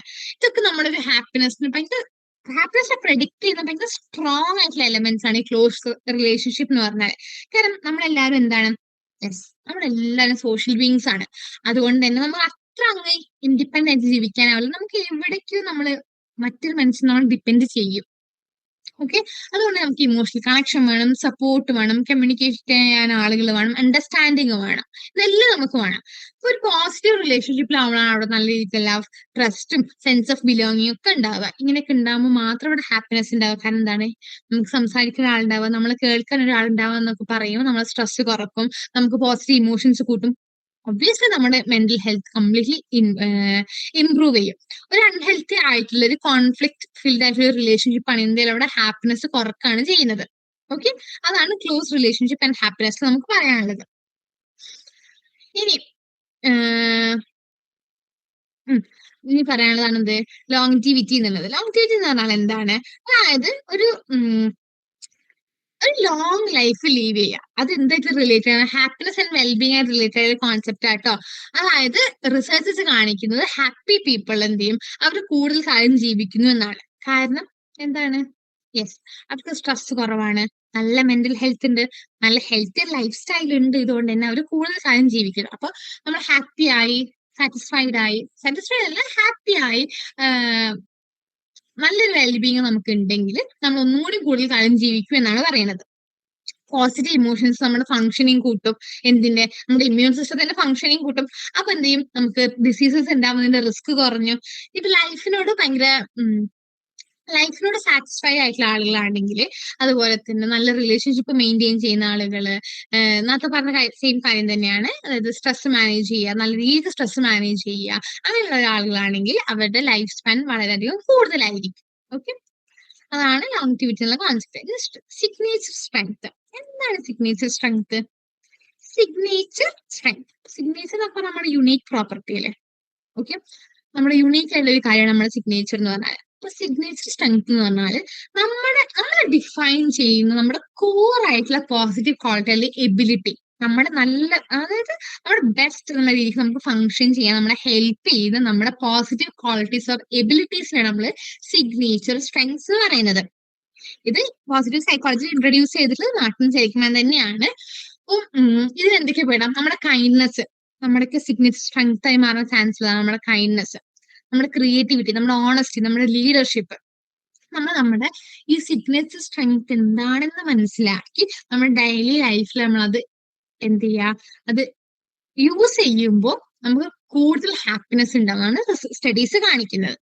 ഒരു ആ കുട്ടി ഭയങ്കര അധികം കൈൻഡ് ആണെങ്കിൽ ആ കുട്ടീന്റെ സിഗ്നേച്ചർ സ്ട്രെങ്ത് അതാണെന്ന് മനസ്സിലാക്കിയിട്ട് ആ കുട്ടി ലൈഫ് ലീഡ് ചെയ്യുകയാണെങ്കിൽ ആ കുട്ടിക്ക് കൂടുതൽ ലൈഫിൽ സാറ്റിസ്ഫാക്ഷൻ ഉണ്ടാവും, ഒരു സെൻസ് ഓഫ് പേർപ്പസ്. ഒക്കെ ഞാൻ ജീവിക്കുന്നുണ്ട് എന്നുള്ളൊരു വർക്ക് ലീഡിങ് ആ കുട്ടിക്ക് ഫീൽ ചെയ്യും. അതാണ് സിഗ്നേച്ചർ സ്ട്രെങ്ത് എന്ന് പറഞ്ഞാൽ. അതുകൊണ്ട് തന്നെ നമ്മൾ നമ്മുടെ സിഗ്നേച്ചർ സ്ട്രെങ്ത് മനസ്സിലാക്കുകയും അതുപോലെ തന്നെ ലൈഫിൽ അത് അപ്ലൈ ചെയ്യുക എന്നുള്ളതൊക്കെ നമ്മുടെ ഹാപ്പിനെസ് ഇംപ്രൂവ് ചെയ്യാനുള്ള ഒരു ഇമ്പോർട്ടന്റ് വേ ആണ്. ഓക്കെ, അപ്പം ഹാപ്പിനെസിന്റെ കോൺസെപ്റ്റ്സ് ചോദിക്കുമ്പോൾ ഹാപ്പിനെസ് എന്താന്ന് എഴുതാം, അതിന്റെ ടൈപ്സ് പറഞ്ഞു, എൻഗേജ് ലൈഫ്, പ്ലസന്റ് ലൈഫ്, ഞാൻ കുറച്ച് ആളുകളുടെ പേര് പറഞ്ഞു. അതൊക്കെ എക്സാമിന് എഴുതിയാൽ നിങ്ങൾക്ക് നല്ല രീതിക്ക് സ്കോർ ചെയ്യാൻ പറ്റും കേട്ടോ. പിന്നെ പിന്നെ ഹാപ്പിനെസ്സിൽ ഹാപ്പിനെസ്സിനെ അഫക്ട് ചെയ്യുന്ന ഫാക്ടേഴ്സ് ഒരുപാട് പറഞ്ഞു. അതെല്ലാം നിങ്ങൾക്ക് ഓരോ പാരഗ്രാഫ് ഹെഡിങ്സ് വെച്ചിട്ട് സ്റ്റഡീസ് പറഞ്ഞിട്ടുണ്ട്. അതെല്ലാം കോട്ട് ചെയ്തിട്ട് എഴുതാം. ഓക്കെ. യാ കിൻഷിപ്പ്, ക്ലോസ് റിലേഷൻഷിപ്പ് എങ്ങനെയാണ് നമ്മളതിനെ ബാധിക്കുന്നത്, ട്രസ്റ്റ്, കിൻഷിപ്പ് എല്ലാ കാര്യങ്ങളും നമ്മൾ ഡിസ്കസ് ചെയ്തിട്ടുണ്ട്. അപ്പൊ മോസ്റ്റ് റിപ്പീറ്റഡ് ആയിട്ട് ചോദിച്ചു കണ്ടിട്ടുള്ള ക്വസ്റ്റ്യൻസ് ഏതൊക്കെയാണ്? മൈൻഡ്ഫുൾനെസ്, മൈൻഡ്ഫുൾനെസ് എന്താണെന്നൊക്കെ നമ്മൾ ഡിസ്കസ് ചെയ്തു. പിന്നെ ഒപ്റ്റിമിസം എക്സ്പ്ലനേറ്ററി സ്റ്റൈല് നമ്മൾ പറഞ്ഞു. അതുപോലെ തന്നെ ആരാ കോൺസെപ്റ്റ്, എന്താ കോൺസെപ്റ്റ്, ഡിസ്പോസിഷൻ ഒപ്റ്റിമിസം എന്താണ്, നമ്മുടെ ഒപ്റ്റിമിസത്തിന്റെ ന്യൂറോ ബയോളജി ഏതൊക്കെ ബ്രെയിൻ സ്ട്രക്ചേഴ്സ് ആണ് ഇൻവോൾവ് ആയിട്ടുള്ളത്, ആ കാര്യങ്ങളൊക്കെ നമ്മൾ പറഞ്ഞു. വെൽബീയിങ്ങിന്റെ കോൺസെപ്റ്റ്സ്, പെർസ്പെക്ടീവ്സ് പറഞ്ഞു, ഫ്ലോ എന്താന്ന് പറഞ്ഞു, ഫ്ലോയുടെ തിയറി പറഞ്ഞു, ഹാപ്പിനെസിന്റെ ഫാക്ടേഴ്സ്, അത് വളരെയധികം ഇമ്പോർട്ടന്റ് ടോപ്പിക് കേട്ടോ. ഈ ഹാപ്പിനെസിന്റെ ഫാക്ടേഴ്സ് ഏതൊക്കെയാണെന്നുള്ളത്. പിന്നെന്താണ് സെൽഫ് ഡിറ്റർമിനേഷൻ തിയറി പറഞ്ഞു, നമ്മുടെ അതുപോലെ തന്നെ എക്സ്ട്രിൻസിക് മോട്ടിവേഷനെ പറ്റി പറഞ്ഞു, അതിലുള്ള ഒരു എക്സാമ്പിൾസ് ഒക്കെ പറഞ്ഞിട്ടുണ്ട്. സോ ഇപ്പൊ നമ്മള് കംപ്ലീറ്റ്ലി കഴിഞ്ഞ ഒരു 1-2 വർഷത്തെ ക്വസ്റ്റ്യൻ പേപ്പേഴ്സിൽ വന്നിട്ടുള്ള ക്വസ്റ്റ്യൻസിന്റെ ആൻസേഴ്സും കാര്യങ്ങളൊക്കെയാണ് നമ്മൾ ഡിസ്കസ് ചെയ്തിട്ടുള്ളത്. അപ്പൊ ഇനി എക്സാം എഴുതുമ്പോൾ ഞാൻ റിപ്പീറ്റഡ്ലി പറഞ്ഞ പോലെ തന്നെ എന്ത് ചെയ്യാണ്, ഒന്നുകൂടി പറയാണ്, എപ്പോഴും ഇൻട്രൊഡക്ഷൻ എഴുതുക, എന്നിട്ട് പാരഗ്രാഫ്സ് എഴുതുമ്പോൾ ഹെഡിങ് ഇടുക, മെയിൻ പോയിന്റ്സ് എല്ലാം അണ്ടർലൈൻ ചെയ്യുക, ഒരു കൺക്ലൂഷൻ പാരഗ്രാഫ് കൊടുക്കുക. എനിക്ക് ചെയ്യുമ്പോൾ നല്ല രീതിക്ക് സ്കോർ ചെയ്യാൻ പറ്റും. അതുപോലെ തന്നെ പറഞ്ഞിട്ടുള്ള റിസർച്ചസ്, അതുപോലെ തന്നെ ആളുകളുടെ പേര്, ഇതെല്ലാം അണ്ടർലൈൻ ചെയ്യുന്നത് വളരെ ഇമ്പോർട്ടന്റ് ആയിട്ടുള്ള ഒരു കാര്യമാണ്. സോ ഇത്രയാണ് നമ്മളിപ്പോ ഡിസ്കസ് ചെയ്തിട്ടുള്ളത്. നമ്മൾ പറഞ്ഞിട്ടുള്ള കാര്യങ്ങളെല്ലാം ഒന്നുകൂടി ഒന്ന് നല്ല രീതിക്ക് ഓടിച്ചു നോക്കുക. നമ്മുടെ നോട്ട്സ് ഷെയർ ചെയ്യപ്പെട്ടിട്ടുണ്ടാവും, അതെല്ലാം ഒന്ന് നല്ല രീതിക്ക് വായിച്ച് മനസ്സിലാക്കാൻ വേണ്ടി ശ്രമിക്കുക. സോ ഇത്രയാണ് ഓവറോൾ കാര്യങ്ങളുള്ളത്. എല്ലാവരും നല്ല രീതിക്ക് അടിപൊളിയായി പഠിച്ച് എക്സാമിന് പോവുക. All the best. Thank you.